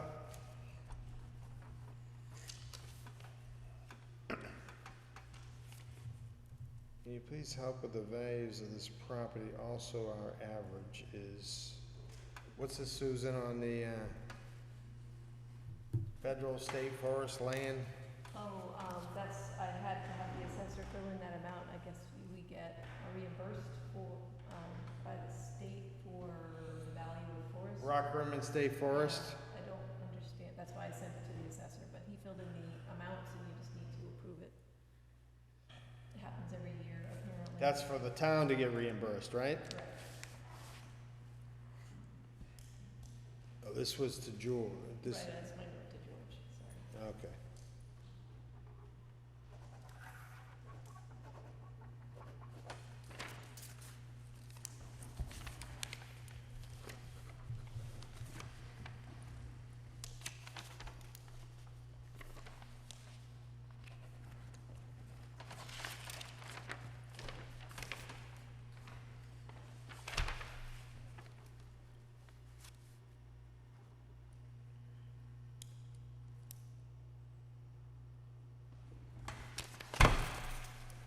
So we have a property, R30 lot 65, trying to take it out of current use. And this is to put a value of it of $90,000, and they're,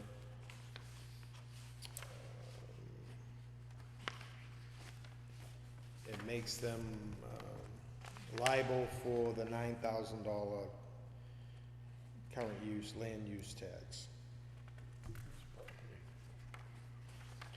The property is R30, lot 65, located on Rock Rimmon Road.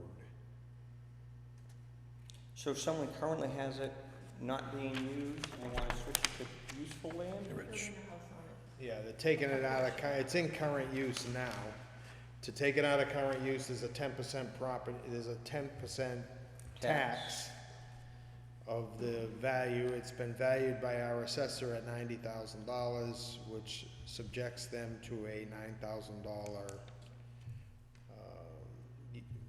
current use tax. Can I ask? Pay back tax when they brought it out. No, just 10%. Flat 10. Can I ask how big is the property? What's the, is it a buildable lot? Number of size? acres, 13.6 acres. That's the original acreage. This is disqualifying 2 acres, which leave them a remaining of 11.616 in current use. I'll ask the people who are on the planning It's Ruth Albert Living Trust. But it was, building lot of 2 acres? 80, depends where it is, 80,000 square feet or 3 acres. If it's in the She has aquifer protection zone. She has a big chunk over there. Right now, she's using the address of Monroe, but going to, Make a motion to approve the land use. I don't,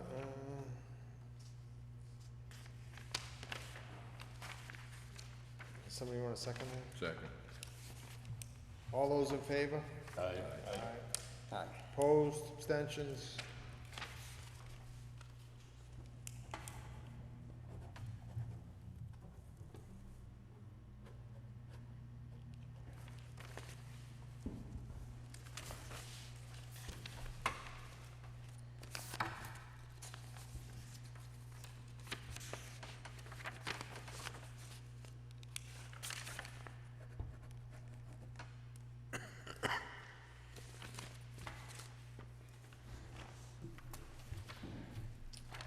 There's another one. Is Tammy, alright, here's another one. It's addressed to the Board of Selectmen. What's that? Another, Okay, I spoke to Tammy in the clerk's office, who advised me to write to you asking for a rebate on my taxes as they were paid prior to the due date. My mortgage company paid 386662 on June 14th. Tax bill states if paid by 7/1, do a discount. Should have been 3808. It's a difference of $58. That's the other one she hadn't looked at yet. I'd recommend we Kick it back? I'd recommend we kick that one back as well. I would recommend that if we, I think we, in our, Oh, I just signed Signed his name, forged his name. Now you our really- article that we put in every year, right? 1.5% talks about not giving refunds for overpayment. it has to be within a certain time frame. It has to be before December 1st or something like that. I thought there was a time, this is within, July 1st is today. I would suggest, since we continue to do this, that we take that out I next think year. it has to be before the due date. They can start, He always they wanted to find it be me. overpaid. I know we talked about this last time, but I would, You always wanna what? He always wanted to be me signing in my slot. Oh, there you go. emulate this, you know. I don't dare sign his name. Application for facility use from the plains, from the gazebo to the state park. It's the Sanborn High School cross-country race. It's already been approved by the road agent, the fire chief, and the police chief. Make a motion to, make a motion to approve the use of the planes for the high school track team. Second. All those, it is 9/3/19 from 2 to 7. All those in favor? Aye. Aye. Opposed, abstentions? Opposed. Opposed.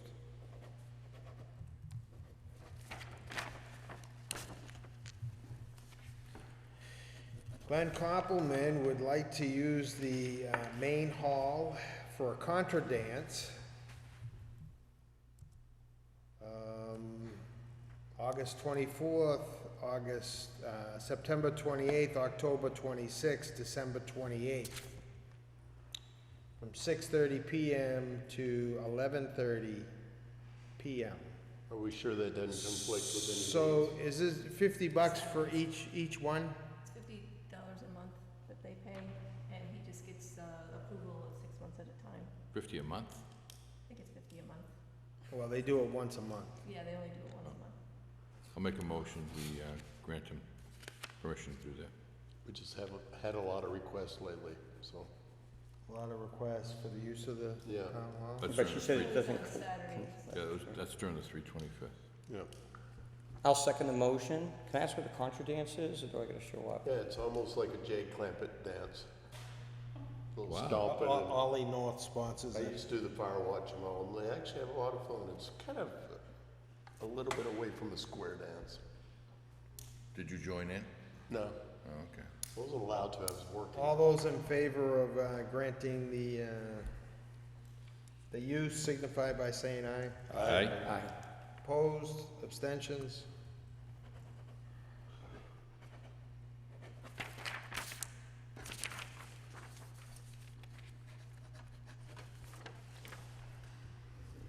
Okay.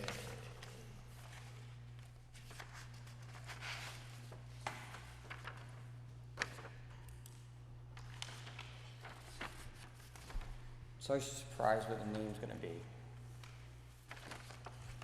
We have a facilities lease agreement between the town of Kingston and Smutty Nose Brewery. This was done. The town allows the use of a tent on Plains Number 2. Beer tent from Friday, August 2nd and Saturday, August 3rd during Kingston Day's 325th celebration. I believe we offered, allowed it last year and it went off well. What, I've sent her an email a week ago requesting a copy of the liquor permit. It's, I think it's there. Oh, you got it finally? We have a permit. Oh, It it's is a Smutty Nose. beverage manufacturing permit, off-premise beverage only. Oh, so I guess, kinda like what we did, they still have to get, the Kingston Days has to get one separate. And then we have, Do you have a liability waiver? we have a certificate of liability insurance, although I don't see, it's proof of coverage, but it doesn't show Does it name the town? the town of Kingston as additional insured, which is usually down here. It's necessary, so I would not, I'll take that as an action item if you want. So we need a certificate of liability insurance to reflect the town of Kingston as additional insured. And can I ask you, doesn't the state still, that's Smutty Nose's permission to be able to serve outside of their place, but they still need to have a one-day permit from the state. They do. But that takes it the week of. Yep.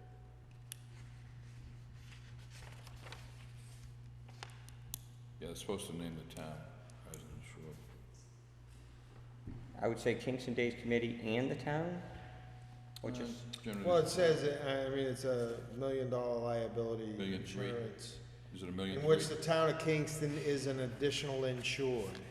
And this is just showing, I don't see where the town of Kingston is named as additional insured. Insured is the Finest Kind Brewing LLC. I don't see where it says. Usually down here in the bottom. It is, yeah. Description of operation, locations, vehicles, additional remarks, schedule. Usually it'll say Town of Kingston additionally insured. I don't see that on here. how about if we kick that to, Send that back to Lynn. You wanna go to Lynn or you want me to call her? Either way. I would ask the chief to follow up with her so it doesn't get caught in the switches.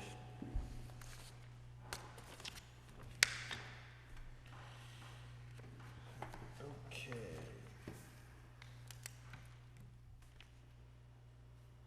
We have a right to know request. What's that, Susan? Which one are you looking at? This looks like, Zaharis. Diamonds Oaks Golf Club LLC and variance granted.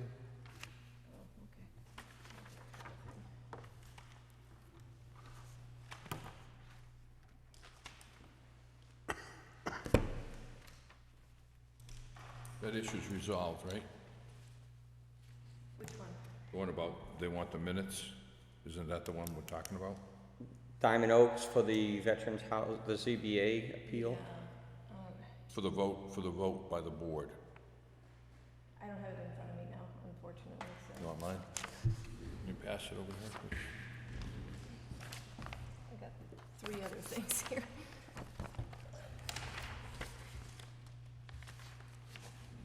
That's the one that you found in the minutes that we talked about. Is that the one? This is, I've included a draft copy of an answer to it. That, So they're looking for the minutes of the vote. Am I mistaken? right. You want me to read the letter that we responded to him on? They were saying that we didn't, there was nothing in our non-public minutes that had to do with their client, so that's pretty much what I was saying. We can send them the minutes, but So there's nothing in the minutes that showed that we voted to do something? he was saying that there was no indication of what happened in non-public session. That was in a separate set of minutes, so I explained that to him. I also said now we have a new person. I now put a order back in non-public what was discussed, what the topic was. We didn't used to do that, so So we're all set with that? I believe so, but we need to answer him because it's a right to know, so that's why I drafted a letter. So do we need to give him a statement? Because I think, Kevin, you brought that up. If you read her letter, she answers every one of his critiques. I think it answers. So do we need to send any other documentation? I don't think so. Okay. I guess my issue with the ZBA hearing was the only reason they can rehear something is if it didn't meet the criteria, and I thought we testified and showed that it didn't meet. Or if there was new information. And it wasn't anything new, it was just, it didn't meet 4 of the criteria, and we documented how. So I don't know why they're, you know, I think we're okay with how the vote went, because I think we showed. It got convoluted to the whole story of enforcement on veterans, or preference, but the ultimate thing with the ZBA, the reason they should rehear it, is because of the 4th thing, and I think we have to be there for the rehearing to again point out the fact that it doesn't meet.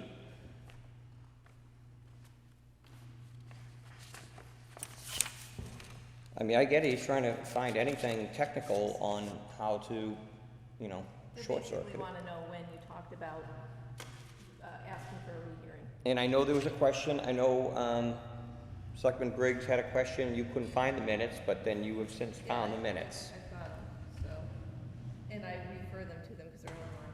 Yeah. And it was a very innocuous, it wasn't talked very much, it was a 1 sentence, I think. So do we want to go with this letter? This is the response to the attorney? Spells it out?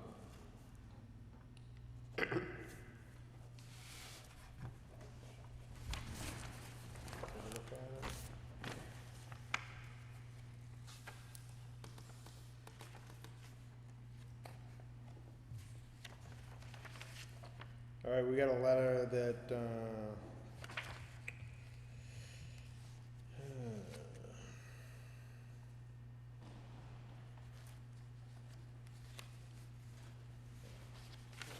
Just let me copy that out there.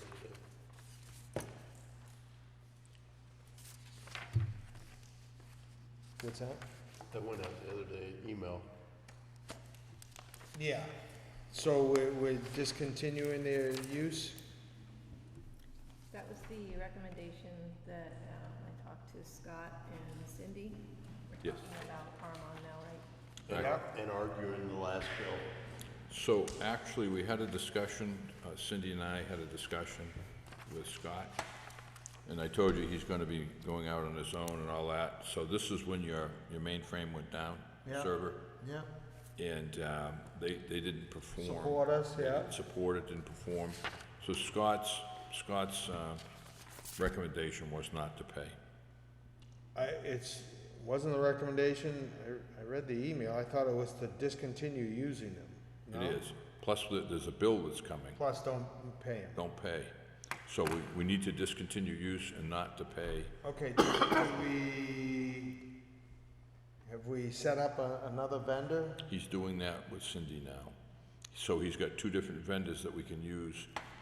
Okay, but do we want to send this letter and discontinue service prior to I would say yes. engaging another vendor? Yes, because they're not performing what they need to do. They're trying to charge us for stuff that they shouldn't be charging us for. Did everybody get the opportunity to read the letter? Yes.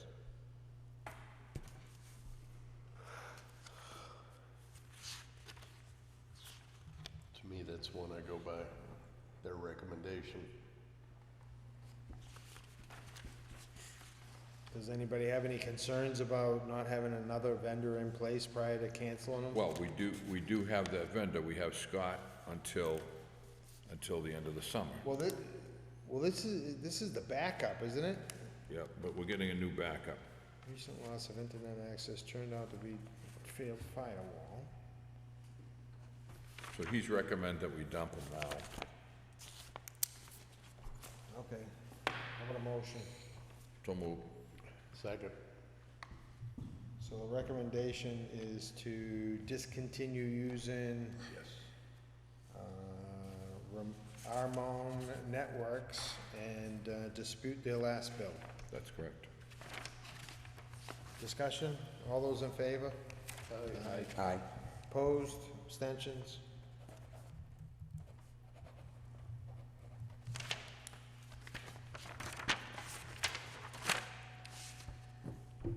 Tom Rogan, appointment for Fire Station Building Committee member. We said we were already gonna do it. He was in the hospital. Yeah. And have him come in, right? Yeah. You want him to come in still? Were we gonna approve it without him coming in, or did you wanna come in? Well, I think if you're bringing people in, you ought to bring them all in. That's my opinion. There was one recently that we didn't, right? Ellie. Was that Ellie? Okay. So what's the consensus of the board? Did you wanna? I thought we had waived that for him, only because we talked to him about 20 times a day. That's fine. I've known him for a long time. But whatever the board chooses. What do you wanna do?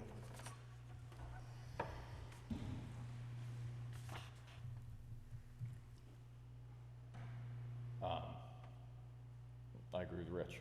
If we're bringing one in, we need to bring everybody in. Kevin? Same. All right, you wanna invite Tom in?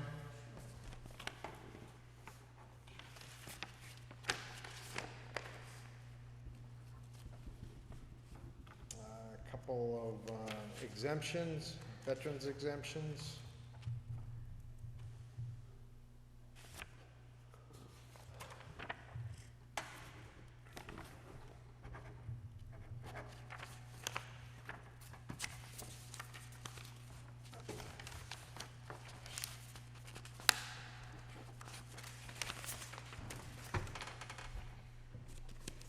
Actually, definitely place this on. Yeah.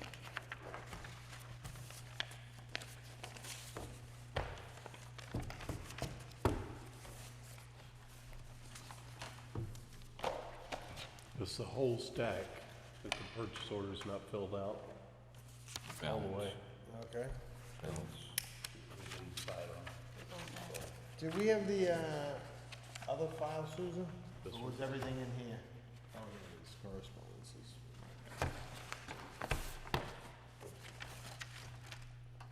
You wanna hand me that, folder? So I'll leave these for, The design review for residential cluster plans on Marshall Road, if anybody wants to look at it. Can I see that, please? What's that? Can I see it? is that number 2? Is that 2 Marshall Road? No, it's, you know where Brookhaven is? Yep. They used to park all the cars for the radio. Oh, is that The greenhouse? the they're doing something with the greenhouse finally? They put cluster housing in there. Do you know anything about, when it's getting torn down? Yeah. Yeah, they're gonna put houses in there. Yeah, can I talk to you? I'll talk to you. Across, yeah, with a roofs falling in. Where the greenhouse is? Yeah. Yeah. I've tried to buy it several times. Yeah, well, she'd planned to build there. I know that, I had contacted her, and spoken to her about the sale of the land to, Southeast Land Trust. They do a great job. We got a, So you lied to her? what you did? We got a copy of, it looks like the legal on Lefebvre versus Ingalls, Superior Court order. They came in and spoke with, Rich, Dennis,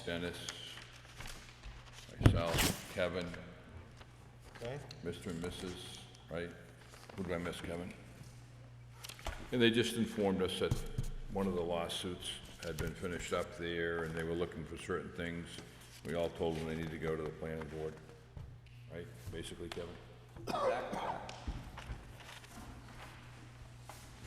What they wanna do, go back to, Want to be, the house that's built there without the permit now, they wanted to be part of phase one. they want an occupancy permit for the Occupancy houses. permit. And he was gonna build add, without a permit? he was Yep. gonna add on to the road just beyond that home, am I correct? Make a new cul-de-sac, basically, to at least make it happen. There was something to do with it would be in violation of DES. Wetlands, DES. rules, yeah. And we said, not in our purview, you have to go to the, Planning board? Planning board. Planning board issue. Okay.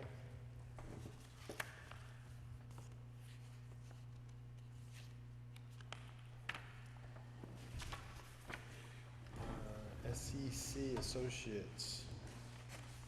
Phil, does any of the stuff that you couldn't sit on the board come up anytime soon? Have you heard anything? There's a project down there. Haven't heard No, they anything? haven't even started anything there. They've been surveying out there. Nothing. Okay. Still waiting to hear on the tree thing out there on 125. What do you mean? The trees that have been falling into the wires. On Bresnahan? So, Rich, as the town forester, told them they need to take it down. Unitil has told them to take it down, and the state has told them to take it down, so. Who are they telling to take it down? Bresnahan. the one line they left along the, So, what they did is they put the buffer in the state right away. And they cut right to the edge of their property line, to the state right away, but what happened is undermined the remaining trees, so they're falling down. Wind hits there, there's nothing there, so the wind comes across there. is that what happened with the wire that went down a couple of weeks ago, that Unitil's out there at, I don't know, 2 in the morning? Yeah. No, it was So, in the evening, it was in the evening. Well, it started in the evening, but they were out there late. Yep. Then the power outage, Saturday was caused by the food trucks. Do you hear that? No, that was a fuse. No, I know, but that's what, Oh, that was on, yeah, that was, yeah. That was a all the, fuse. all the food trucks using too much power. That was a faulty fuse in front of the old library. Oh, I didn't realize that happened with the, I did think it was funny. Phil, did you see this stuff on, from SEC on Berkshire Dominion Holdings? From Charlie Zilch? Do you wanna take a look at it, or it's in the file? Berkshire Dominion is which one? It's Okay, saddles yep. up. Shows outside seating.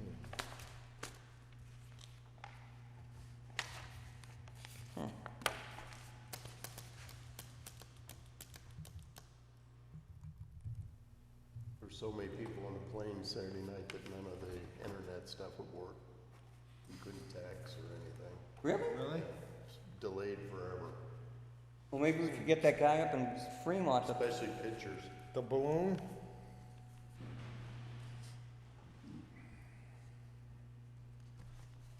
Susan, I think this issue is resolved, right? The 91A request with Douglas, Leonard, and Garvey. Those are the ones we just signed. Which, That's on the request for information involving either Durham School Services, Safeway, or George Corn. yep, I drafted them a letter too. That was, Let me know if that's okay.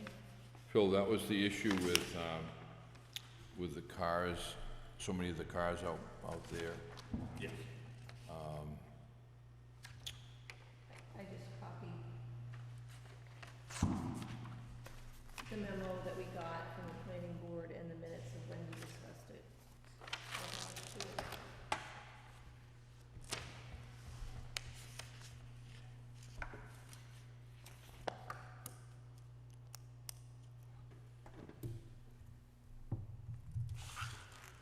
So this was a,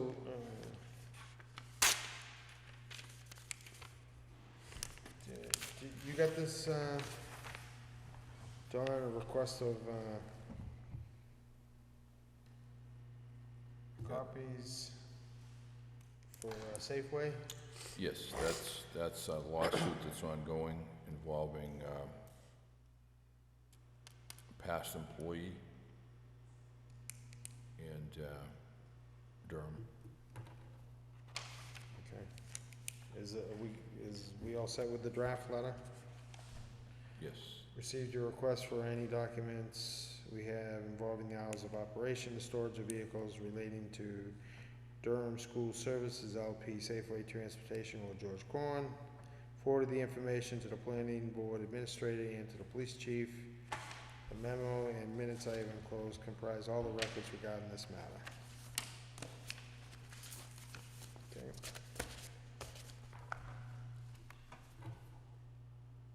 Who's our Conservation Commission liaison?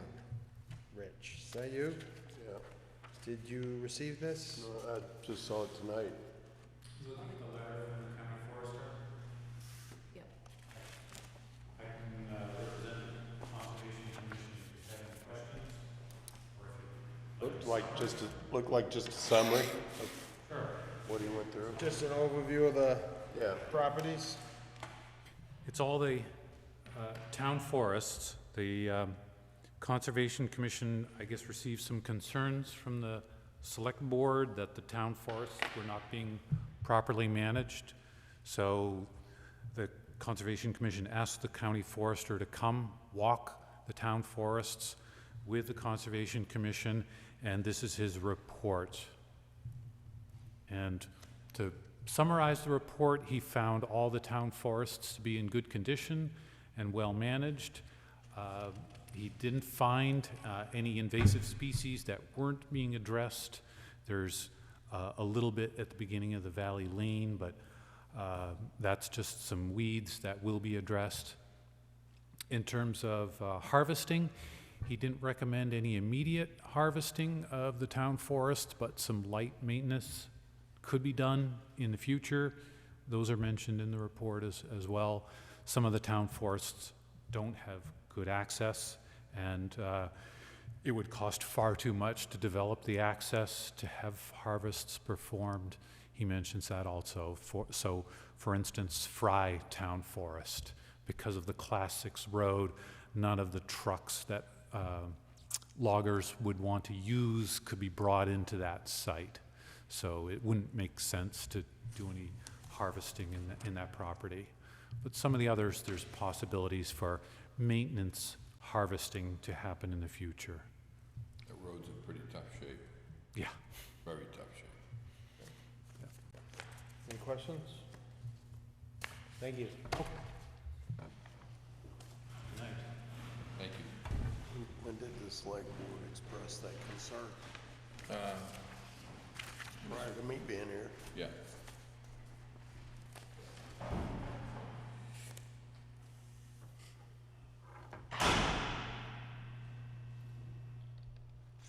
Then there was one.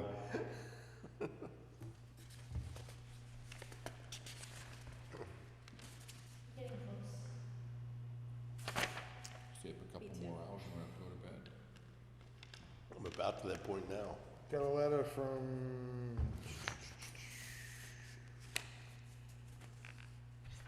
Chief, you sent this to Susan?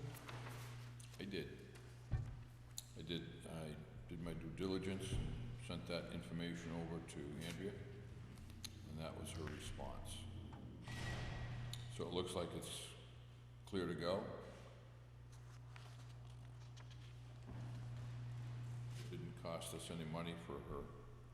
Talking about Main Street, right? Yes. So I think, have we issued that permit or not? We haven't asked for it. We haven't asked. He just came in to see us, right? I'm not sure if the same Did he? person. Oh, was this on the, level 2? Yes. Yeah. Yeah, I got in touch with her and had her review the information that was given to us. So we didn't have to send it out to anyone, save us a few bucks. Okay, so isn't it, is the planning board reviewing it? Reviewing the site, the use No, of the site? he came in to see us to renew his junkyard permit. Okay. Potential owner, This potential is the owner. one on Main Street, isn't it? Yes, that's correct. Yep. Yes, a potential buyer, I'm absolutely. not sure he's still. And he talked about what would it take to get the junkyard permit back again, and we told him that we had concerns, you know, do some level 2 testing, and he did it, and he gave us the results. Or I think the other gentleman did it, didn't he, the owner, Yes, the current owner. current owner, yes. All right, so we're all set with that. Anything else? It should be an appointment thing for, Oh, RPC. RPC, for Glenn Oh, yeah, I Kaufman did and see Peter that. Kaufman. That's just information though, right, because we don't appoint. No, they recommend you approve, and it's not something we have the appointment forms on here for, because they're not working for the town. Kingston has 2 representatives as commissioners. So I looked, and we don't. Same people have been doing it. I asked them. The planning board voted at their meeting June 18th to recommend the Board of Selectmen appoint the chairman, Glenn Koppelman, and vice chair, Peter Coffin, of the planning board to fill these positions on the RPC.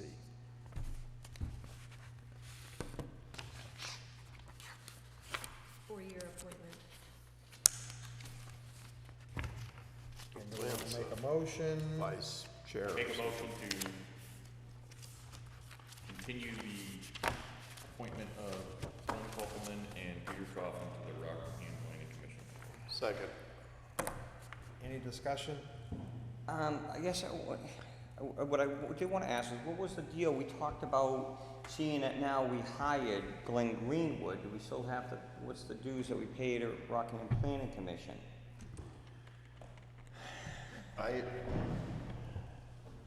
talked, go ahead. So I brought that up to the board. I kinda got this shocked look. How dare you? Yeah, I have my own personal feelings on the RPC. However, we are looking at updating our master plan. We have multiple chapters in the master plan, and this would probably not be the ideal time to leave the RPC because they have the resources to help you make the documents that they legislated themselves into existence with. So, they have the resources to get those done, and it's something the planning board is looking at doing, is getting the master plan updated. So that was their primary motivation for staying in the RPC at this time. Could I ask, what is the rough cost of our dues to the RPC? It's $1 per resident, so I believe it's 7,000.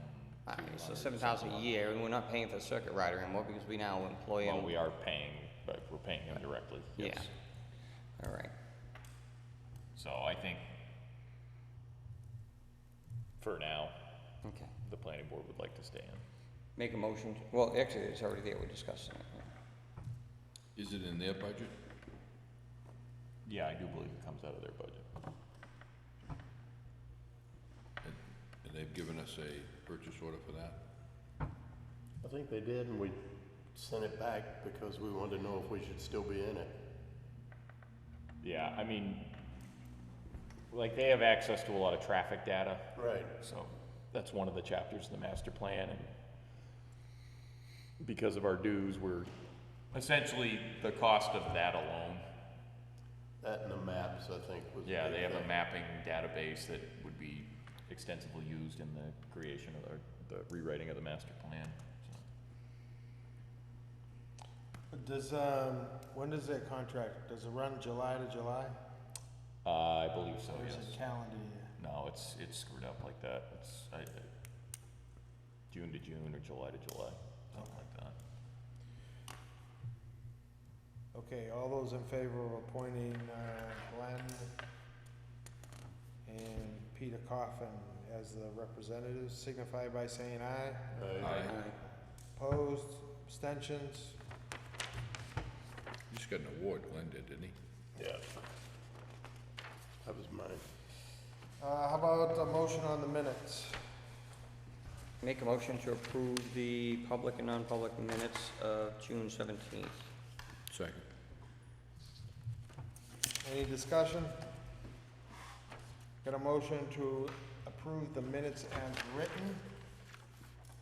All those in favor? Aye. Aye. Opposed? I'll abstain since I wasn't at the meeting. Can't teach an old dog new tricks. Well, I don't know if the minutes are right. I wasn't there. I have one old, one new business. You guys want me to trust you? Go ahead. Old business, do we get any other heating prices? Anyway. Oil prices? I didn't hear. Any other oil prices? Yep, we tied in. Oh, we tied in? I thought we were coming back, we're waiting to see, because we only had one price, and you were gonna get 3 prices in call. We did, but you gave us permission to tie in at the cheapest. Okay, but, Because the market was going, so what do we tie in at? Seeing we tied in, I'll have to get back to you. I don't remember the exact price. That was 2 weeks ago.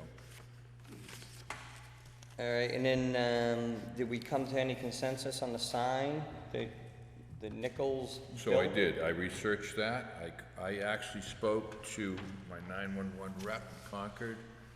The date was July of 2000 and,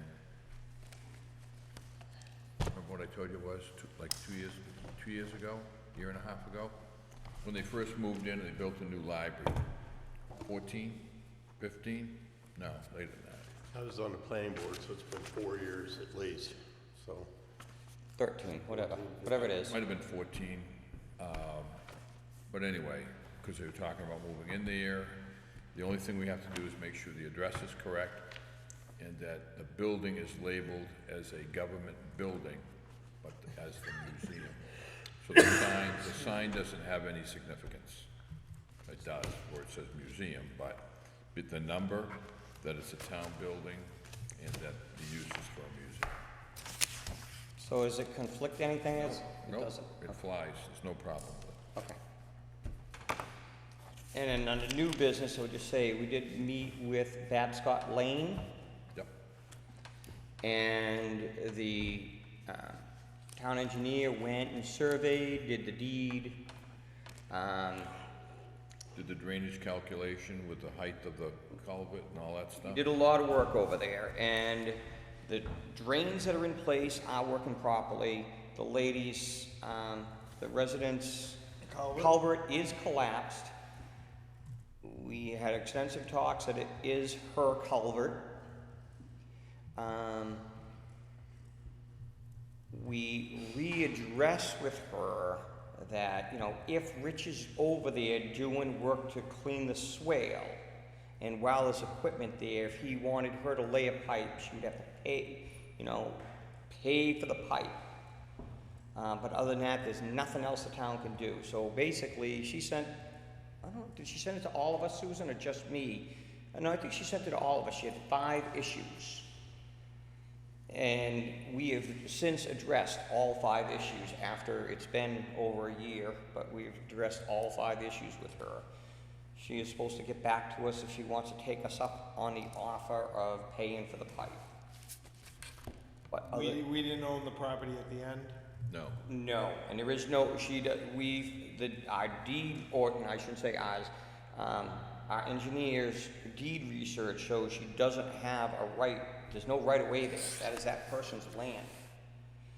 what she was referring to in her deed, her property is actually two properties that are merged. And her right of way is for her to get from the road to her second piece of property. Which appears to be one now because it's been merged. Correct. So she was mistaken that right of way that's written on her deed as going to the lake. It's not, it's to her second piece of property. Then Phil and I went down on a code enforcement issue. Yeah. There was a report that there were trees being cut. We went both sides, could not see where trees were being cut. Okay then. Anything else on the old business, new business, motion to adjourn? I would actually ask for a quick non-public on the motion under C. Okay. Under C, Under C. there's also this other letter, which might come under non-public. Is it a legal matter? It's, well, it's, part of it is not, this letter came, hey, TTAD would like to meet with you. They came in about building permits, and I wrote them a letter saying that Robert can't work with those properties because it's still in court. Yeah. And I said if they have any questions, they should let me know if they want to meet with the selectmen. They said they would like to, and in the meantime, they're asking for copies of all building permit applications, building permits, and certificates of occupancy previously issued with respect to a whole bunch of building sites. So A whole bunch of sites? Yeah. Other, outside of the project they're on? It's, yeah, building sites 5, 6, 7, 8, 9, 10, 11, 12, 13, 14, 15, 16, and 17 of Oxford subdivision. And they gave the corresponding house numbers. Yeah, so it's all, Pretty much all of them, so my question to but you. it's all in that development. Yeah.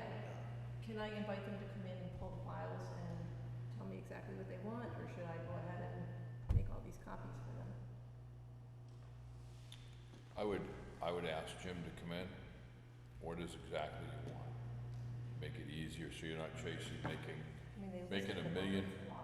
Yeah, because they're probably looking for the building permits that were issued and how they may differ from the lots he wants to develop. I.e., I'm only guessing, my opinion only, that when we spoke about giving the gentleman from Newton and Mr. Fitzgerald and Bill Bartlett from Plastow, we gave them those building permits for the last couple that are in there. I think they're looking to see why those were issued and Jim couldn't get built, in my opinion. I don't know for sure, but I think that's. Well, Jim never applied for permits, did he? All the permits have been frozen. They have not been renewed, I should say. Well, and again, just to remind everybody, the reason those 2 permits were given is because they were outside of the, Those lots were made to meet the site plan. they met the site plan. The ones further down below that we did not issue any permits for is because they were within the area that needed to be. Need swales. The swales and the surface water runoff and numerous other issues, those were all in the thick of that stuff. The other ones were up on the top of the hill in an area that was conforming to the site plan. So, Can I ask the more stupid question? Do we have a policy that on right to know on this, that we charge a copy fee? Yeah, we charge a copy fee. Oh, we do, okay. So we'd have to do that, but they also, I'm going to, put them on the next agenda, because they're asking to see you. well, they want Dennis and Rich And St. then- Hilaire there as well, so we probably should check with Dennis first. Right, they want to meet, they want to meet with Dennis Quintel before the selectmen's meeting. And the And others. at their expense for an hour. Well, the only thing I would say is just make sure with that one that their escrow is paid up. If they have to pay for Dennis to be here and to meet with him for an hour as well. So maybe we can meet at 6 o'clock that evening. Yeah. Does that work? So they're requesting to meet with him privately and then to have him here to Or meet meet with with us. us. And then meet with you after they've met with Dennis. So they're going to pay the tab for his time, right? Yes. Prior to. Well, then they can contact Dennis at his office, I would think. Well, I'm sure, because it's town-related stuff, Yeah. I mean, Dennis is gonna bill us. So therefore, I mean, they're gonna be responsible to pay for Dennis, right? Yeah, it says at their expense, however that works out, but we have to set up 2 meetings, one with Dennis and then to come here. He's not gonna bill us though if we tell him they're authorized to meet with you. I mean, they should have an escrow paid up with the planning office and, Do you think they do? yeah.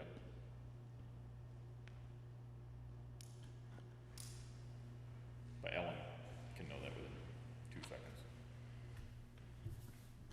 So, anyway, so,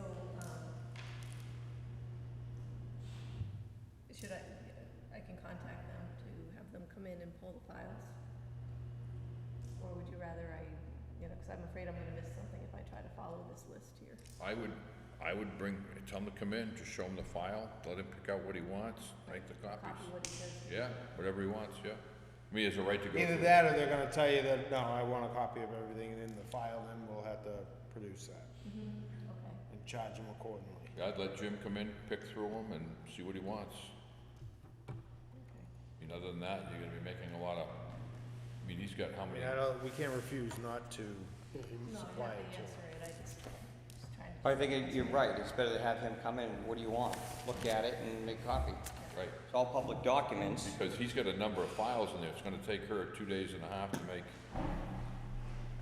right? I mean, am I correct on that he's got a lot of files in there? It's a lot of stuff, because Yeah. it's not only each file, it's, you want building permit applications, permits, certificates of occupancy, some have it, some don't, it's a project, that's all. Yeah. Yeah, see if you can narrow it down what it is that he wants. And then just give her the authorization to make whatever copies? So don't have to come back to us, or? No, under 91A, he has a right to have Yeah, copies we made. have to get it and we charge them for the copies. Yeah. What do we charge, 50 cents a piece or Buck a something? copy, isn't it? Charge $1 a copy, and that was my other question under 91A, if we can charge that much, so I'll look into that. It's whatever it is. $1 a copy is not unreasonable for the amount of time you put into researching those Can't documents. charge time, What's that? can't charge time. No, but it's whatever the town policy is. If our town policy states, I think we have the right to, Take a look at it. $1 a copy. how about you call, Go with the $1 a copy and we'll go from there. Didn't you go to that conference, Right to Know? See if he balks at you it. don't have to give it to him free. No, you can't charge their labor, but you can charge like 25 cents or 50 cents a copy.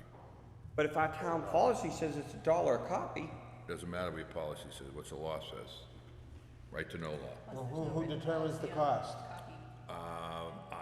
Who determines it? It's the lawsuits that have gone through the courts that people So like what's me the try cost? to charge too much. So what's the cost? It's 25, 50 cents a nominal, what it would, 25, 50, $1? you can't charge for someone's labor. That's no, she would not. The town policy says it's $1 a copy. I would say. It's been a how about $1 a copy forever. How about if you call NHMA and get a ruling that we didn't adopt this yesterday? We've been charging $1 a copy Long time. for a long time. Is that okay? You can easily call NHMA. How about if we just charge the $1 a copy until it becomes an issue? I would be okay with that too. Then we go to $1.50 if it's an issue. There you go. Oh, my God. I'm gonna invite him to the meeting. If they challenge the $1 a copy, then we'll go from there. If they challenge you, they sue you and it costs you a lot of money. He's already suing us. Maybe we can attach it to that suit. Do we have a motion to go into non-public? Yes. Second. All those in favor of adjourning to non-public signify by saying aye. Richard Wilson, yes. Don Briggs, yes. Mark Heights, Kevin yes. St. James, yes. And it was under C, right? C. That concludes the televised portion of our meeting, Adam.